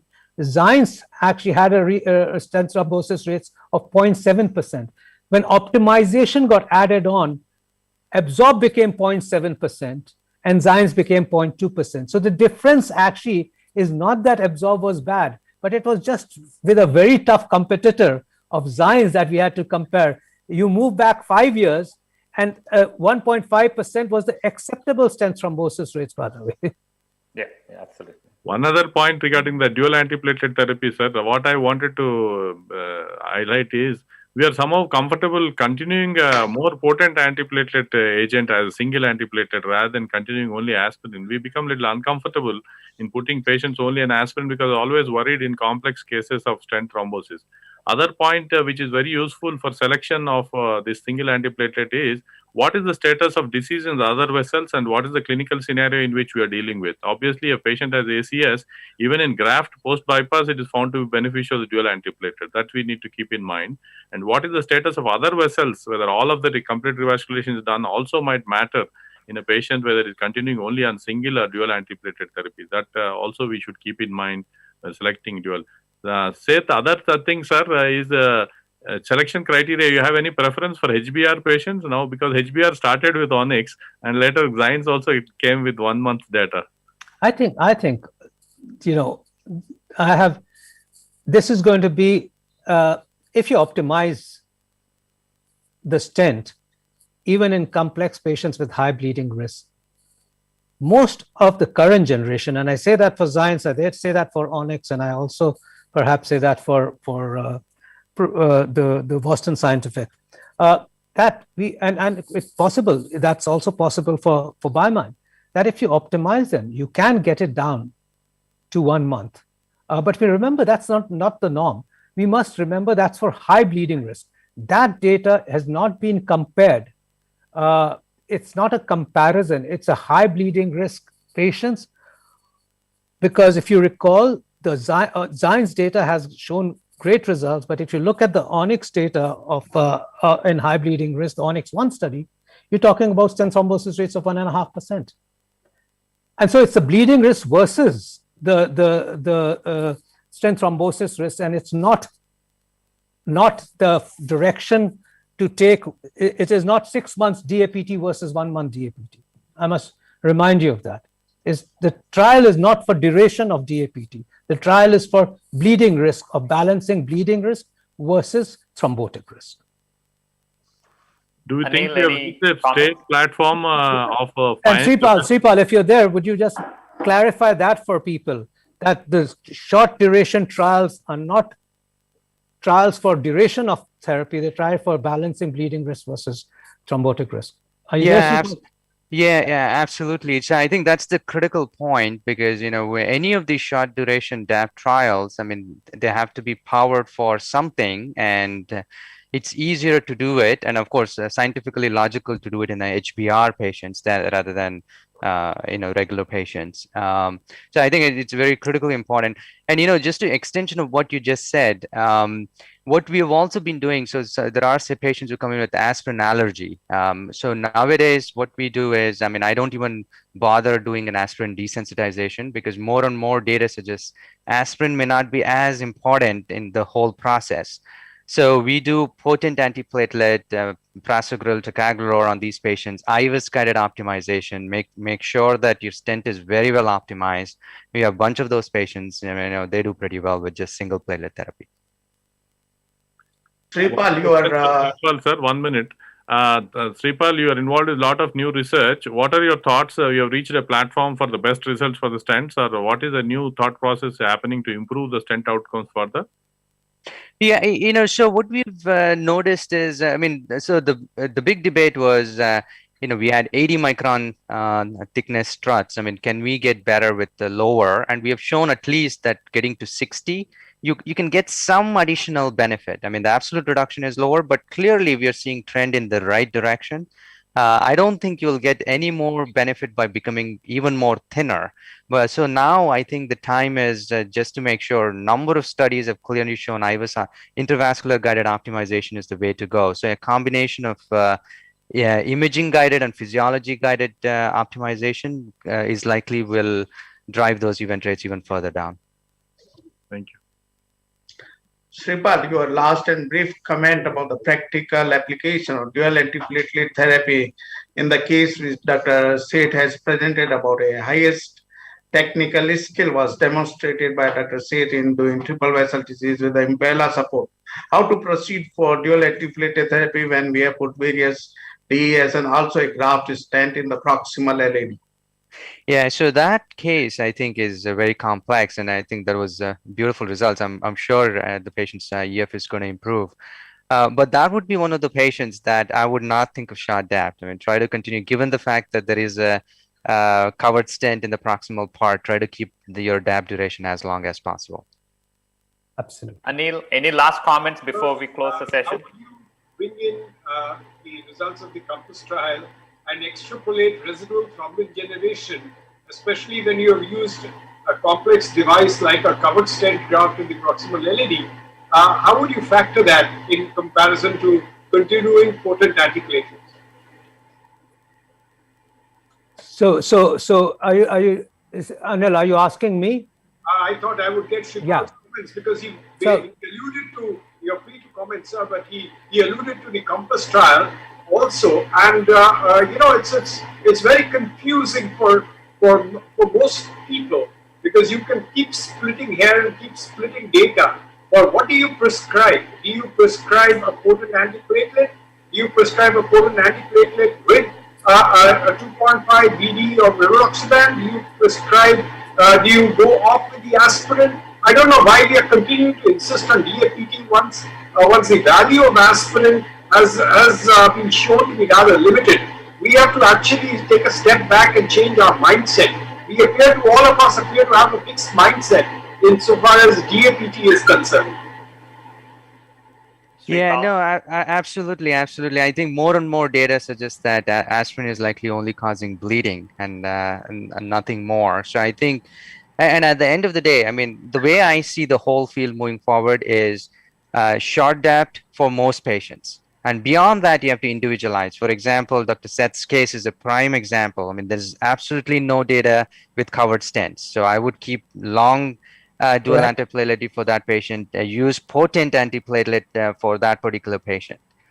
So for everybody else, and I think the key, what we have seen this field evolve is, if you're weighing between bleeding and ischemic risk, if the patient's both risks are high, the bleeding risk actually trumps. So, try to keep the bleeding risk. Let's not forget bleeding risk, because as interventionists, we are very concerned about what happens with our stents, but bleeding is also what kills patients. So, Dr. Thank you very much, everyone. In view of time, we'll move for. In Ashok's case, will you drop aspirin and just continue on ticagrelor? I would not. I would not. Again, if you have a covered stent, I can tell you, I would just keep it on as long as possible. That's right, as long as possible. And by the way, I didn't show you IVUS images. That was optimized with IVUS. The vessel was huge. So I think I'm comforted by that fact as far as this, but it's got enough stents into that patient. So yes, as long as possible, DAPT. And then single antiplatelet at any stage when you shift, it has to be the new P2-ATL inhibitors. And then at some stage that'll go to half dose or either half dose prasugrel or 60 milligrams twice a day of ticagrelor. Yeah, I think we're going to close, but Anil, I think COMPASS data has not yet been accepted by all the interventionalists. I'm not sure why. I think, complex cases, of course, you can do it, but many people are still talking about single antiplatelet versus dual antiplatelet, and I think that's where we are probably stuck in our minds. And maybe there's still further need of education on how to use or where to use low-dose rivaroxaban. Okay. And I think that's probably now coming into India. We probably will be having more webinars on low-dose rivaroxaban, I'm sure. We are about to do one, but the problem which bothers us, Ramesh, is if you combine with antithrombotic with a potent antiplatelet, what worries us is that there could be more bleeding. In a stable patient is different, but in a patient in which stent is done and recently there are challenges. That's where interventional cardiologists are bothered. I believe the best patient for this is those who come with MIs on aneurysms and ectatic arteries. I think single antiplatelet, but low dose of rivaroxaban is my therapy for those patients, not anybody else. We like to give full dose rivaroxaban, not low dose rivaroxaban. Antiplatelet plus low doses. So I think what you said very correctly is that we have to rethink ourselves and recalibrate in using 5 milligrams of prasugrel, 60 milligrams twice a day of ticagrelor, and then be open to combining it with low dose rivaroxaban. But we need proof of concept, we need trials, and we'll wait for Shripal's future publications to actually show us the way. Thank you, everyone. Rajesh, you go ahead and close the session. Thank you. So thank you, everyone, and thanks both the speaker for very elaborative and fantastic talk. Let me invite the expert panel for the next session, which is Dr. Ronnie Matthew, Dr. Ranjan Sethi, Dr. Ajay Swami, and Dr. R.K. Jaswal. Dr. Ramesh, please, will you please invite the first speaker? Yes, my great pleasure to invite Dr. Timothy Henry, who's the FSCAI President-elect. He will be taking the office in May of 2021, in just a few months, and he is Director of Cardiovascular Research from Christ Hospital in Cincinnati, Ohio, and is and also the Director of Education. Thank you very much, Tim. I think we are looking forward for your talk. Please go. Good morning. Can you? Good morning, good friends. I wish I was there with you. Can you see my slides? Yes, we can see the slides. You can see the slides and hear me? Yes, very well. Perfect. Well, I have a tough task. My job is to go through the top 10 coronary interventional trials in 2019 and 2020 in 20 minutes. So that's not so simple. I have no disclosures related to the talk, and here's what I'm going to go. So let's go. I'm going to start with top 10, and not in particular order, but we'll go this. First is the ultimate 3-year trial results. Very important trial. And I think the summary is imagery improves PCI results, and why is it still underutilized? So this is the trial. It's extensive of the 1-year results that were done at 8 Chinese centers, 724 patients IVUS guided in one group, 724 in the other. They had clear guidelines of what was IVUS optimized, including a stented area greater than 5.0 millimeters, or less than 50% plaque burden and no edge dissection. Based on that, at 1 year, there was a significant improvement in terms of the IVUS guided. And at 3 year, you can see 10.7 versus 6.6%. if you look at the details, that most of that was in target vessel failure. There was no difference in cardiac death, which was low, although still a little bit lower in the IVUS guided. And likewise, MI was 1% versus 2.1%.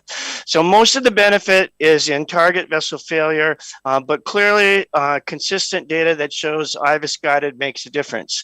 Okay, number 9. XL 5 years, and I'm going to call this the most controversial trial for sure. This is the trial. It was published in the New England Journal for the 5-year outcomes. Everybody remembers XL. These are 2,900 people with unprotected left main. 1,900 patients were randomized either to PCI or to CABG with 950. Incredibly well done trial. These were supposed to be low syntax patients, but when you actually look at it, if you look at the core lab, about 25% were actually high syntax. And I think this points out that the reading in the site and the reading in the core lab are not necessarily consistent. They felt 60% were low, when in fact only about 30% were low. So we might not be doing the syntax score correctly. If you look at the primary outcome at 3 years, there was no significant difference, but there was an early benefit to PCI. But when you went to 5 years, that actually switched, and there was a slight benefit towards CABG in terms of a lower 22 versus 19%. And clearly there was 3 periods. So early on in the first month, PCI was better, but after 1 year, you can see the curves start to split, which is what's contributed to this controversy. And I can tell, and I think most of you know that one of the surgeons who was actually on the trial contributed a lot of controversy about the trial and its results. When you look overall at the meta-analysis of the 4 large trials looking at left main versus CABG, there's really no significant differences in the 5-year mortality. And if you look at syntax left main at 10 years, there's no difference. In fact, even a little benefit for PCI. So what I would come down to where we are with left main stenting, it's acceptable revascularization for selected left main patients. We should do a heart team discussion, and it really needs to take into account individual patient risk factors and preferences. Okay. Number 8, we just talked about this. I'm going to put 2 trials, and I would call these surprising antiplatelet results. I'm going to use Twilight as one of the trials. You just went through it. 7,100 patients, so 3,500 in each group, with a pretty wide group, both ACS and non-ACS patients randomized, looking at 3 months. And the important point, at 3 months, you had to go 3 months without bleeding or without ischemic event. So you took pretty stable patients, and at 3 months you randomized to ticagrelor alone versus ongoing DAP. And what we just saw and really emphasized, markedly less bleeding in the ticagrelor group with no differences in MACE events. This was also true and published this year in JACC in the complex patients, and it was also true in the diabetic patients. So all of the subsets that were in this trial, including acute coronary syndrome, did better with 1 year gap, out to 1 year. And we'll talk, because what do you do at 1 year? I don't think we know. And these are the meta-analysis. There's now 5 large trials: TICO, Stop DAP2, Smart Choice, and Global Leaders, all show lower bleeding with de-escalation or discontinuation of aspirin with no penalty of increased MACE. So I think it's, and we just talked about it, and I think it's true. That's also true for the ACS patients. It's also true with the patients on oral anticoagulants. So I think in a lot of our patients, we should be considering stopping aspirin. Now, do you use ticagrelor? So that's what's been used in the trial, but I think ISAR REACT is an important trial to remember. We both know both ticagrelor and prasugrel are better than clopidogrel, but in ISAR REACT, when they were randomized together in 4,000 patients, there was actually a significant reduction in the primary endpoint, and this is in the New England Journal, with prasugrel compared to ticagrelor, and in fact, a slight decreased bleeding. So I think it's controversial. There's still a lot we need to know about platelets. Okay, number 7, I'm going to switch to out-of-hospital cardiac arrest. I think these are 2 very important trials. So number 1, COACT, and I would call this out-of-hospital cardiac arrest without ST elevation. You get to stay in bed. And this is an important trial, incredibly well done trial in the Netherlands. And the randomized patients, we know that if you have out-of-hospital cardiac arrest with ST elevation, you should go to the Cath lab. But without ST elevation, it's a little bit more controversial. And so what they did is they took 552 patients, they randomized straight to the Cath lab versus delayed coronary angiography. And then they went to the ICU and they looked at 90-day survival. At 90-day survival, there was no differences between the two. And the mortality was only about 30%. So, number one, congratulations. This was an incredibly good trial, incredibly well done. Number two, it's not always so simple to tell whether it's ST elevation or non-ST elevation. A lot of these patients have complex, and these are patients with clearly no ST elevation. Was it lower than expected? Not really, because they excluded cardiogenic shock, and that's consistent with the registry showed. And this was usually out-of-hospital cardiac arrest is a very heterogeneous population. They excluded ST elevation, they excluded unstable patients and refractory injuries, and that gave them a relatively homogeneous patients. 65 years old, 75 to 80% witnessed, short time to BLS, a median time to ROSC about 15 minutes. In that patient with no ST elevation, there's no benefit of going straight to the Cath lab.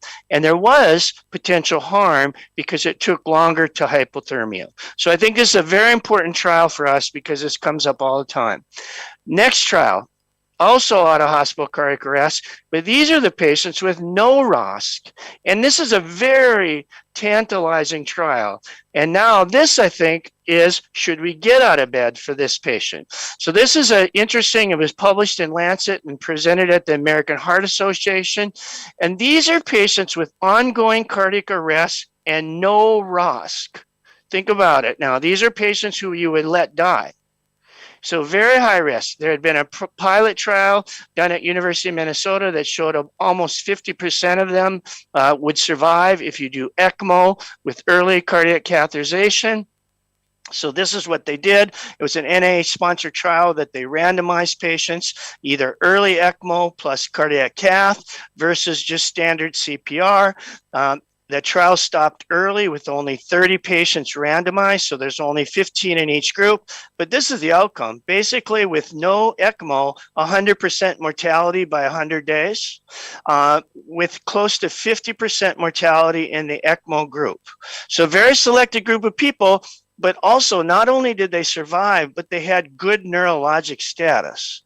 So basically, this is people who are going to die, but selected people, if you direct ECMO and go to the Cath lab, they may survive. So it's an important, I think, tantalizing thing that we should look at in cities and around the world. But it's a complicated issue, and you have to be careful about which patients you select. Number 5, an NACME trial, and certainly COVID is the most disruptive force in the world over the course of the year. NACME, North American COVID STEMI registry, was presented at late-breaking trials at TCT. We know that COVID patients with cardiovascular disease have higher mortality. 15 to 30% of these patients admitted to the hospital have a positive troponin. We also know that there were unintended consequences, and that 20 to 30 to 45% reduction in STEMI activation initially because patients were afraid to come to the hospital. And then finally, COVID positive patients with ST elevation are a particularly unique and challenging patient population. This was a very unique collaboration between SCAI, the Canadian Society, and the American College of Cardiology came together extremely quickly. We started within 2 weeks. We were up and running with the registry, and in less than 6 months, we presented late-breaking trials, and the trials in press in JACC. All COVID positive patients or persons under suspicion with ST elevation got in the trial. And this is what we found compared to the PUI and propensity match controls. ST elevation occurred more frequently COVID positive patients who are Black, Hispanics, and diabetics. Very unusual presentation. Number 2, COVID positive patients with ST elevation were more likely to be cardiogenic shock, lower EFs, more atypical presentations, and more often to occur in the hospital, but not an increase in cardiac arrest. Number 3, they were more likely to not undergo angiography, about 20%. And then when they did undergo angiography, 71% got primary PCI. The use of lytics was very rare, so people were following the guidelines. But about 30% of the patients, when they were cathed, had no clear culprit. So it's a very unique patient. There's no difference in culprit vessel, and there was very similar door to balloon time. So people in North America were doing, I think, taking good care of these patients. But finally, there is higher mortality, not as high as the early reports, but this is the data. COVID positive patients, 32% mortality. Suspected COVID, 12% mortality, and then the historical controls, 6%. There was also an increase in stroke, 3.4 versus 2 versus 0.6. So I think a fascinating thing, and I think taught us a lot about COVID. Number 4, the Disrupt CAD trial, very pertinent to the calcium that you talked. And this, I think, is Disrupt CAD3 because it's paradigm changing. So this was actually presented also at TCT by Dr. Kariakis. We all know that coronary calcification is one of the major challenges that we have. And this is actually shock wave. So acoustic pressure waves can fracture the calcium. You put a balloon down, you put shock waves out for a short period of time, and it fractures the calcium. So this was an open label trial. This is what happens with shock wave pre-procedure on the left. Post-shock wave, you can see fracturing of the calcium, which allows you to put in a stent to get adequate size. So this was an open label trial, 384 patients. You can see the diameter pre-procedure, post-shock wave, and final stent allowed you to get almost a complete expansion of the stent. And when you look long-term, both the in-hospital and 30-day MACE were quite low. So this trial led to the approval of Shockwave in the United States, and I think is paradigm shifting in terms of how we deal with calcium, but it is expensive. Okay, speaking of expensive, the number 3 trial I will call ischemia, and clearly this is the most expensive clinical trial of the top 10. And certainly it needs to be in the top 10. Complicated trial, 8,500 patients were enrolled, 3,300 screen failed because of not enough ischemia, no obstructive disease on the CTA or unprotected left main. And most of the people excluded were women, interestingly enough. So this is an interesting thing. They did randomize 5,100 patients, so almost 2,600 patients in both groups with a median follow-up of 3 years. So this is the difference between the two, and it's important to note that Cath occurred in 96 of the invasive, but by 4 years, it occurred in almost 30% of the conservative arm. Likewise, revascularization, by the time you got to 4 years, the difference was only 80% versus 23%. This is the primary outcome, which is a little early hazard with PCI, a little late hazard with medical therapy, but this was not statistically different between the two. Importantly, if you look at the combination for CV death or MI, it's very interesting. Early increase in procedural death, late reduction in spontaneous MI. So a significant reduction in spontaneous MI with PCI. It's an important, I think, outcome. Overall, cardiovascular death at 5 years was extremely low. And if you look at that, this is the myocardial infarction data, increase in procedural MI, reduction in spontaneous MI, very low event rates. These are patients with supposedly moderate to high ischemia. Very low hospitalization for unstable angina or heart failure, almost zero cardiac arrest, and very low stroke. So this is where medical therapy is doing well. And I think the important points for this, lots of patients that are excluded, acute coronary syndromes, very symptomatic, left mains, EF less than 35%. And then women are another unique category. There was an increase in procedural MRIs, but there was a reduction in spontaneous MIs, and as I said, very low events. What about chest pain? Important to know in the trial that patients that had chest pain had a significant reduction with PCI. So here's what I'd say in summary. Patients with stable disease and moderate to severe ischemia They do have improvements in angina. And I think this should be a shared decision-making where you talk to your patients, depends on the type of ischemia you have. It's not going to improve mortality, but it can improve their quality of life, and it's an important thing to talk about. Okay, number 2. Not quite a coronary one, but I think it's such an important trial. And this is the COAP 3-year, because I think this trial had the most effect on mortality. And this is the COAP trial. You know, patients were randomized to MitraClip plus guideline medication, 312 patients versus 302 patients. It's a very important trial. It was done very sophisticated. And then at 2 years, they did allow crossover. Before 2 years, crossover was not allowed. And these are the 3-year results. So first of all, at 2 years, a remarkable reduction in terms of all hospitalization. And after the crossover, you can see that even expanded more with when you allowed the crossover. A really remarkable improvement. If you look at medical therapy alone, internal heart failure hospitalizations, this is mortality. So at 2 years, there was a difference of 43% versus 28% mortality. That's an absolute 15% difference in mortality with MitraClip. And it went on. There was a little parallel, but that's because you allowed overlap. And in fact, the overlap to the guideline to the MitraClip patients did better.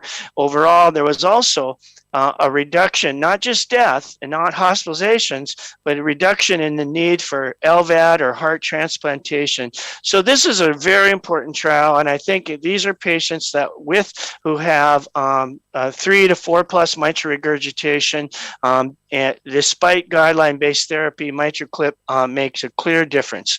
And then finally, and I'm going to make it in 20 minutes, Ramesh. So this is the complete trial. So I think this is one of the best interventional trials ever done. So many important lessons about the trial, published in the New England Journal of Medicine. And this was previously we were taught not to do non-culprit lesions. There was a series of trials that showed more complete revascularization was better. So this trial was large enough, and they were patient enough to follow the patients long term, and they were randomized to 2,000 patients with complete revascularization, 2,000 patients with culprit only. Everybody got guideline medical therapy, and there was a follow-up of 3 years. Importantly, 90% actually got complete revascularization in the complete revascularization arm, and these are the results. If you look at the co-primary of CV death and new MI, a significant reduction in the complete revascularization arms. If you look at the co-primary, which is CV death, MI, or ischemic germinal revascularization, even more remarkable. The number needed to treat is only 13. So incredibly important trial. And even more, it shows that with good primary PCI, how low our event rates have come and what a remarkable job we have done with treating ST elevation. The final question, though, we can't answer. And the point about complete revascularization, should you do it at the same time of the procedure? Should you do it in the hospitalization? Or could you do it out to 45 days? And the answer is there was no differences between that. So the timing of the complete revascularization is still unclear, but you should do complete revascularization. So there's my top 10. I think those are remarkable trials in the last 2 years that have really changed what we do as interventional cardiologists. And I actually finished it in less than 20 minutes. I have 6 seconds left. There you go, Ramesh. Thank you very much, Tim. Really a fantastic feat for doing 10 top trials in 20 minutes. Really, thank you very much. I open now for discussion from our panelists and my co-moderator, Dr. Vijayvergiya. Dr. Ajay. Very elaborative and fantastic presentation about various trials. Ajay, any comments?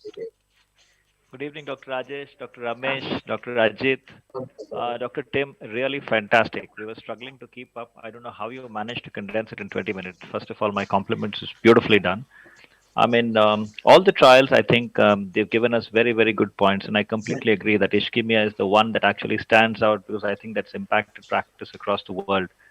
The way in which we look at what we do with stable coronary artery disease, I think it is, something that we all cardiologists need to understand. That the two important points from that were that the event rates were actually so low with medical management or even with invasive. So we really have to look at what kind of subset of patients were included in that. Because what we see in our run-of-the-mill practice, I don't think we would expect such a low, maybe a 1% to 3% event rate at the end of a year is far too low for us to really worry about as interventionists. The kind of patient subset we see are those who are much sicker. And I think the rest of them were covered extremely well. I think maybe Dr. Ajit has something to add. Thank you, Tim, for an extremely condensed and but important presentations on the trials of the last 2 years. I think what interested me, apart from was the novelty of the COVID study, and it really showed that the mortality is not about STEMI, it's about what your underlying sepsis is all about, and whether you are COVID positive or COVID suspect, your STEMI outcomes were poor. And I think that's because of the generalized inflammatory response, which creates a problem. And I think it's also important that in America that you used PCI as a tool, because maybe in the rest of the world, they elected to thrombolize patients. And I'm not sure whether that's a very good option because, when you don't see anything, if you thrombolize, you carry the risk of bleeding, and these patients would bleed because of the inflammatory disorder that they are having and could create more strokes and more bleeds. So I think this whole concept of doing a primary angiogram and ruling out a culprit was an important thing, but though the outcomes were poor because of the underlying disease. Let me just add to that. I completely agree with you. Early on, there was this big focus about doing lytics because we were afraid to take people to the cath lab. And I think that's a mistake. Because number one, I agree they are at increased bleeding risk, and 30% will have no clear culprit. And second of all, if you have proper PPE, I think we know now that you can safely take care of the patients to the cath lab and do it effectively. And we put those guidelines out in JAC, and that were really based on that came out in action in April. But I think they're even more true now, and we've seen that it can be done effectively all around the world. And we've gotten better at treating the patients, and I think now with vaccines, it's changing quickly. And I think we just need to get the whole world vaccinated, and it'll be better. But I do think this is a remarkable registry because basically we're up and running within 2 weeks. It had incredible cooperation around North America, and basically done with almost no money. This is because cardiologists wanted to make a difference. And so I think it really was a remarkable study, and it's ongoing still. Yeah, very commendable, Tim, on that achievement. And Dr. Hiramat, any comments? Yeah, Dr. Tim, this Twilight study and the ISA React showing a slight difference from all the Twilight data. So how do you think we can explain that? Yeah, you guys talked a little bit about SHRIPO early on, and I think this is a very interesting thing. I put those two up there because I thought they were surprising, right? And now we have a lot of data that shows that stopping aspirin might be better. Now, here's what I'd say about that. That means after 3 months, if you tolerated it, but then what do you do at 1 year? Do you keep the P2Y12 longer, or do you switch back to aspirin? And I think I'm not sure what to do. And you heard the conversation from the last session was bringing that up. The second issue with the prasugrel versus ticagrelor, I think actually, I know that's generated a lot of controversy. We know that both ticagrelor and prasugrel are better than clopidogrel, and I would not I'd be very cautious about stopping aspirin in a clopidogrel patient. And I think that's a really important point because there's so many patients that are Plavix resistant. I think it really only applies to ticagrelor right now because that's where it's tested. It's probably true with prasugrel too, but we don't know that for sure. So I think it's funny because we've had thousands and thousands of patients put in these trials, but we almost have more questions now than we did before they started. Yeah. I mean, actually, the Shripal's paper suggests that aspirin is better than any P2Y12, and as we know that even in the current era, Plavix still is probably the single largest P2Y12 that is being used. It has probably more than 60% market share in the United States as well. And so I think we don't, as you said, we don't have all the answers. We probably have to wait and have a good comparison of a single monotherapy agent. Which is that? A monotherapy with aspirin versus clopidogrel versus prasugrel or a ticagrelor? No. And I think there's oh, go ahead. I think we also need to, beyond 1 year, we also need to compare Compass with Pegasus.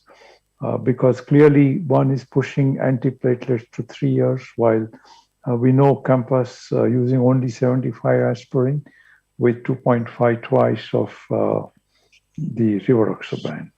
So yeah, Compass could clearly fit in this list too, but yeah. I tried to go with the last 2 years, and Compass I think was in 2018, but anyway, but Compass could also fit in this trial. It's an important one, and it's been underutilized across the world. I agree. Yeah. In view of time, let us go ahead with Ajit's talk. Dr. Rajesh, could you introduce Dr. Bostani? And then we'll have the questions at the end again.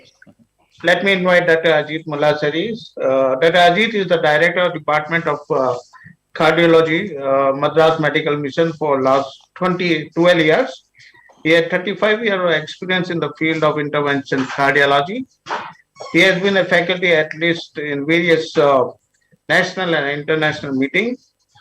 International meeting includes the TCT, CCT, and PCR. So let me welcome Dr. Ajit to go ahead for his talk on OCT guided PCI and way forward. Dr. Ajit, please. Thank you, Rajesh, and I hope you can see the slides and hear me. Yes, we can hear you and can see the slide as well. So I'll show you 3 cases where I think you would realize that without OCT, you would complicate things a lot.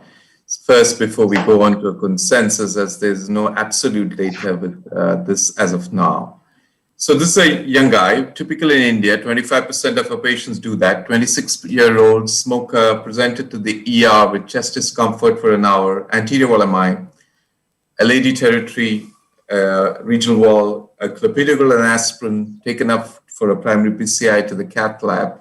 You can see those STs right over the roof in the anterior leads. And there's the angiogram, and it's got this huge amount of thrombus in the proximal LAD. And you are sort of a little worried in what next to do. So there are various options we can do, and we have this option of these large thrombus to manage either with mechanical suction or we give them intracoronary lytics. And this patient had 3 bolus of 4.5 milligram into the coronary. And by the time the 3rd dose was given, you can see that the flows, the TIMI flows are getting better. The patient became pain-free. You can see the clot's still there, but looking much better. And you can see that the ECGs have settled down. So this patient was continued on enoxaparin, a short dose of 2B3A receptor blocker. And we took the patient. And these were the earlier days when we were not sure about the strategy. We are more organized now. There's a 72-hour angiogram, just to be sure we have not had the artery close on itself. It looks much cleaner, the vessel. You do an OCT, and there's very small thrombus that you can see right here. There's no plaque ruptures. This is typical plaque, maybe erosion with a small thrombus burden. We left the patient on dual antiplatelets, follow them up, and now we have angiograms at 6 months clearly showing clearance of blockages. There was a lecture last which showed what is the dose of rivaroxaban. So in our last 76 patients, we are now using rivaroxaban in small dose with a single antiplatelet aspirin in many of these who have red thrombus. So this has been clear, showing that OCT can change how you treat. Otherwise, you would be mechanically suctioning and putting a stent. This patient did not require a stent.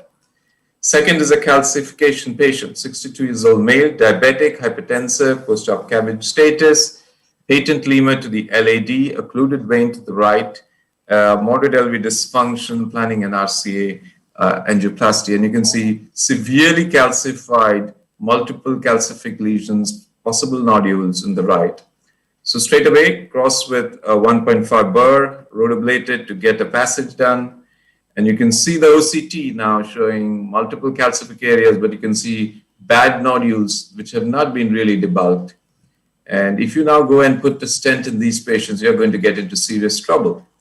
So what do you do next? You do a high pressure non-compliant balloon all through, and then you take another picture to see what happened. And clearly you can see still the nodules still about there, nothing happening. So the balloon has not shifted anything, made maybe the lumen a bit better, but the vessel is still got lots of calcifications and nodules. So then you take a bigger burr and you do a nice few shaves with that. And you can see that after the shaves, you can see the angiogram is looking better. The vessel is looking better. We don't hesitate. We go back. We sculpt the vessel distally. We sculpt the vessel proximally with the 315 angiosculpt right through the vessel to open up the non-nodular parts. And then we have another OCT, which now shows much better pictures. And what is also important in this OCT is that you can really look at the lumen and the EM to know what sizes of balloons or stents you want to go up to. And then we put in a 3.5 Onyx 26 distal, a 3.5 38 Onyx proximal, and then we go up with high pressure balloons of 3.5 and 4. So we are very comfortable with using 4 because we know the EM to EM ratios are clear. And we took another OCT, and you can still see that we've not really implanted them fully. And there's no way on an angiogram you could have realized all this. So what we do now is we are confident. We again measure the EM to EM and check whether we can go up to a 4.5, and we go up to a 4 and a 4.5 with no hesitation and no danger of a rupture. And we get post-dilatation, this sort of a picture with good lumens, and you can see a reasonably good result. And this is only what you can do with good debulking and imaging in calcified lesions. The third is an example of a BBS implant. And this is something we said long ago, that whenever we did BBS, we used OCT, even with the absorb. After the first 30 cases, the next 170 was always OCT guided. And the reason is simple, that you can't trust plastic and you don't know how it responds. And there's no way on an angiogram with a loosened stent that you can make a decision of whether you did a good job or not, whatever pressure or whatever implant technique you did. This is a typical patient, had a post-CABG patient, a patient with a lesion in the LAD, which I will show you. You can see that there is a plaque in the LAD, and you can see that it is sort of, stenosed. And this patient had a look at on the OCT, and you can again see calcium in the lesion, and we could have decided whether to do a BBS or not. But in this sort of an era, when patients demanded a BBS, and this patient was the type we wanted an absorb, so we clearly decided to take an OCT and go ahead. And this was prepared again with a cutting balloon and an NC balloon. And then you can see what the cutting balloon really did. It just created a nice break for the calcium to get out of the way, and then you could very nicely implant the scaffold and use high pressure balloon dilatation. And now you can see that the lesion is looking good and well done. And we had a post-procedure OCT, which shows that the absorbs is pretty well implanted and nicely embedded. It went up with high pressure, but no big. You can also see a very interesting thing, that the 18 millimeter plastic lengthened to about 19 millimeter because of the plastic characteristics in the calcium. And these can happen, not only collapse can happen, but elongation can happen in these lesions. And this is a 1-year follow-up of these BVSs, and you can see good results. And we did have a single stent thrombosis after the first 39, where we had one, following a systematic OCT-related deployment in these patients after the first case. So what I'm trying to say is, you also, with OCT, can see how these boxes disappear. And we now have the MEDA stent, which we are again doing the similar follow-up and seeing that these boxes disappear nicely and do well. So now what is I was asked to talk, is there a consensus? I went through some papers, and the experts' comments document of the European Society was one thing which I really liked, because it tells you why you should use OCT, because OCT, as compared to the IVUS, has better higher resolution, calcium characterization is better, suited for thrombus detection, images are clearer and easier to interpret. The OCT predictors of restenosis and stent thrombosis are well defined. You know mechanical failure, and you know most of the other issues. It's very user-friendly because there's reliable automatic analysis which can tell you what size, what length, what lumen. The disadvantage is obviously is contrast and pre-dilatation. And unfortunately, at this point of time, IVUS has more research as compared to OCT, but I think that will soon change. The issues also are that if you look at the data, IVUS-guided PCI improves outcomes in long lesions and CTOs. But, you know, OCT-guided PCI is equally effective because though we don't have great randomized data, we still have clear comparisons with IVUS and OCT showing the same.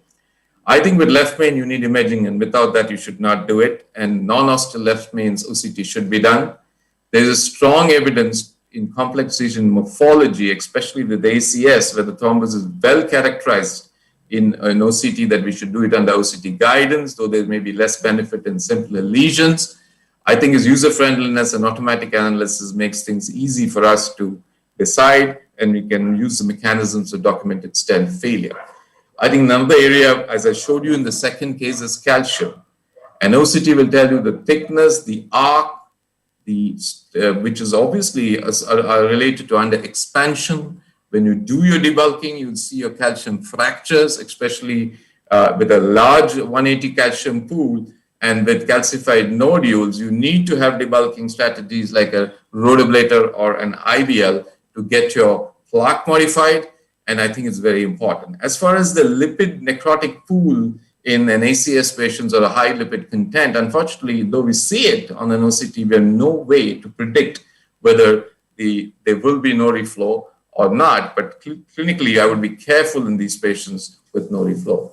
From a practical standpoint, I think as far as stent sizing, you could either use a distal left lumen reference and the mean distal lumen diameter with an up rounding of the stent by 1/4 millimeter could be used, or use the mean EEM and down round it to 1/4 millimeter is a good idea. You can also importantly use a selection of the landing zone, because you need to the area with less than 50% plaque, so that's not really getting problems. And we need to use co-registration of angiography with OCT to really pinpoint where you need to spot stent or do your procedures correctly. I think these are the simple complications predictors on OCT, which can be very easily picked up. One of which is most important is under expansion.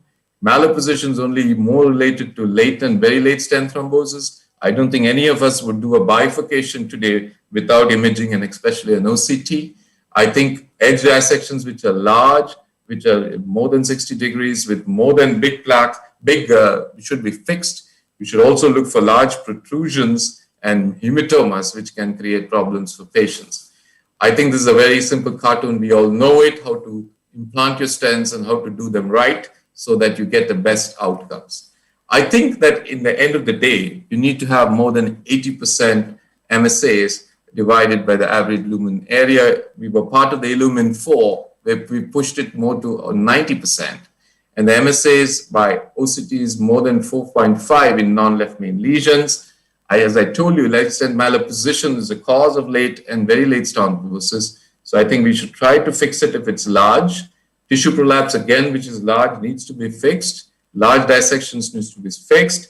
And stent edge hematoma clearly seen on OCT should be well treated before otherwise you'll land up with a complication. This is a typical patient who comes after stopping antiplatelets and you can see it's clot all over, well stent, but unfortunately, a lot of clot because of stopping of antiplatelet therapy. I think that it's also important that it's mandatory, in my opinion, for stent failure and for scaffolds. And I don't think any of us today will use a scaffold without imaging today with what we learned with the ABSORB. And I think this is a very, very important issue. A lot of trials with OCT versus angiography and IVS versus, I'm not going to go, Tim did share the first trial with IVS, but I think we are all waiting after the completion of the ILLUMINE, which is the largest single blind clinical investigation that randomized prospectively ACS patients to an OCT guided versus angiographic guided stent, which will help us to really decide that should we use it for all patients of ACS and complex lesions and calcific lesions, which will come in further trials. Thank you very much for your patient hearing. Thank you, Ajit. Great talk. Now the panel is, we are open for discussion from the expert panel. So, Dr. Ajit, your comment about, say, Minoka versus ulcerated plaque in acute MI with thrombus. What's the role of imaging? Your first case was a classical example of a large burden thrombus in the proximal LAD, which turned out to be, say, absolutely normal coronary without any plaque. Yeah, well, I think that I beg to differ there here, because 25% of the patients on the Tamil Nadu STEMI project, which we did about 6 years, which we published in the JAMA, had an age of less than 40. And at that time, we realized that we are dealing with a different pathology and a different animal. And we started using imaging at that time. And we clearly found out there are two pathologies. And the West doesn't see that pathology, which is a typical plaque erosion with a large thrombus in especially young smokers and especially with air pollution like we have in India, and stress, which could be a cause. And these have to be treated very differently. Many of them, unless their lumens are very compromised after a suction or a local thrombolytic or a 2B3A, we realize don't need a stent. And putting a stent, we saw with the erosion study, which was done in China, that putting a stent created problems in these patients in the long term. So I think you need stents only if you have plaque ruptures. And even in the small plaque ruptures, I'm not really sure today whether you need a stent at all. You need medical good therapy of statins and maybe antiplatelet therapy. The next question is, these patients have very large thrombus, and I think this is a combination of erosion plus a high thrombotic activity. And this could be due to LPA or some other prothrombogenic factors, which we have now seen are more likely in these patients. And I think antiplatelet therapy only may not help. You may need to use a small dose of, we used to use previously warfarin, but now we use rivaroxaban because this is clearly available in our country and we can use it very comfortably in these patients. So I think a lot of a change of your treatment has happened now. I don't now stent these patients unless after suction or medical treatment, I have a lumen less than 2 millimeters. I will not touch them. I will just treat them medically, and we have clear evidence at 6 months follow-up. These arteries look pretty good, and we don't need a stent at all in these patients. We have published multiple of these small papers, and we now have a 76 patient prospective data of less than 40 with OCT being submitted to one of the big journals to look at. So I think this is my answer to your question, Rajesh. Yeah, I think, can I make just a quick comment? First of all, it's a great presentation. And I agree with you. The issue, we clearly underutilize imaging, certainly in the United States. And the challenge in the United States is the finances, because there's no reimbursement for either IVUS or OCT. And the key is, how do we fix that? And how do you deal with that issue in India? Well, I think it's a bigger problem in India, Tim, than what you have, because, we've got nothing reimbursed many of the times. And many of the patients, I work in a state where now we have functional testing and IVUS being reimbursed by the government. So, so we get part payment from the government, and you have to run it in your institute and in your department, how you manage your money, really. so that you can get these things done. So you have to prioritize your imaging to what I don't think you need it for a simple lesion at all.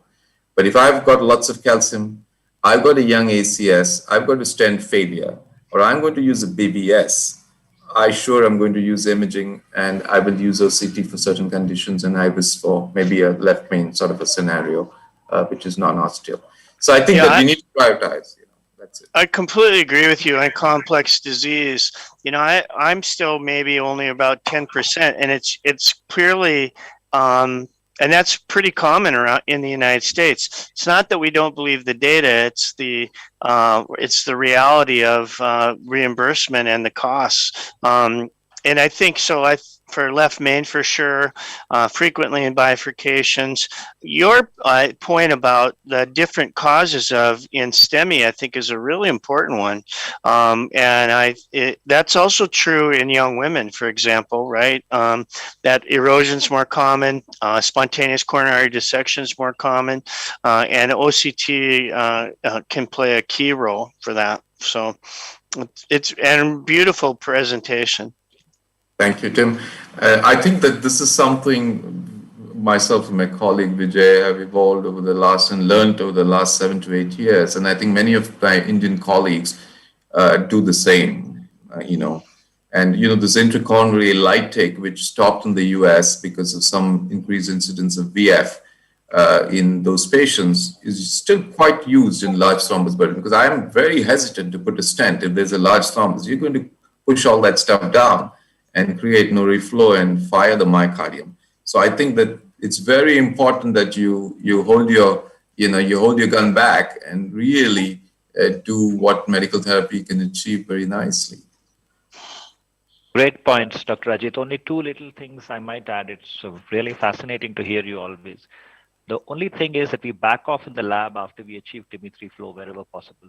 We use intracoronary lytic, thrombosuction, whatever.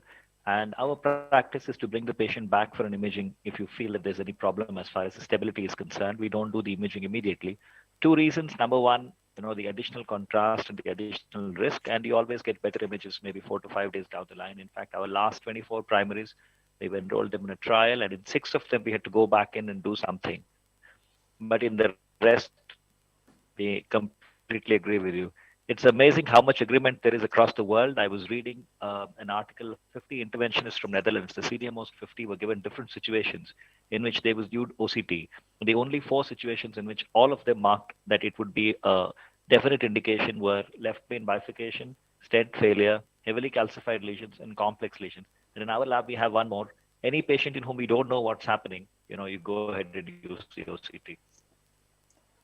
Yeah, being an educational institution, for our fellows' sake, we actually use about imaging in 80% of our cases. So as for them to be educated. If you start off with 10%, as Tim was saying, that our fellows may not know how to interpret the imaging. And that is the only reason that we actually use, and I agree that it's probably is not required in straightforward type A lesions, but here, at least for the time being, we are using it for educational purposes. That's a fantastic talk, Ajit. I think OCT, especially in plaque erosion, has been really wonderful. That what you have shown, and intracoronary lytics with 2B3A has been well studied. I think, but is not being much used in the rest of the world. I agree with that. And we have used in few situations. We also use angiojet in large thrombus, but I still think probably lytic is probably the best out of all of them. On to you, Rajesh, and I think closing remarks from you, and we can all end on time. Thank you. So thank you, Ramesh, and a very good evening and morning to everybody who are at present there. On the behalf of organizing committee, it's a great honor and privilege of mine to stand before you to extend my heartfelt gratitude for your kind presence and constructive participation. At first, I would like to thank Dr. Ramesh for facilitating this scientific initiative. A big thank to Sky faculty, Dr. Henry, the President FSCAI, Dr. Vijayvergiya and Dr. Bangalore for their active support and effort to make the meeting a grand success. I'm also thankful to Dr. Ashok Seth, the national representative of FSCAI from India, for his continuous guidance to prepare the scientific agenda. A big thank to all the eminent national faculty who took their precious time to grace the program and actively participate to make it a grand success. Few of the faculty always stand by the side of me for any scientific endeavor, which include Dr. A.B. Mehta, Dr. Hiramet, Dr. Bahulyan, Dr. Manjunath, Dr. Ajit Mullasari, and Dr. Anil Dhal. I am also thankful to my teacher, Dr. Bali, for his uninterrupted scientific support for any of the scientific meeting. Few of my dear friends and professional colleagues, Dr. Ajay Swami, Ranjan Sethi, Srinivas Kumar, and Pratap Kumar are always there with me for any type of scientific work. Today, the first day of the meeting, we had around 250 attendees who attended and around 20 faculty were there who delivered their talk and enlightened us.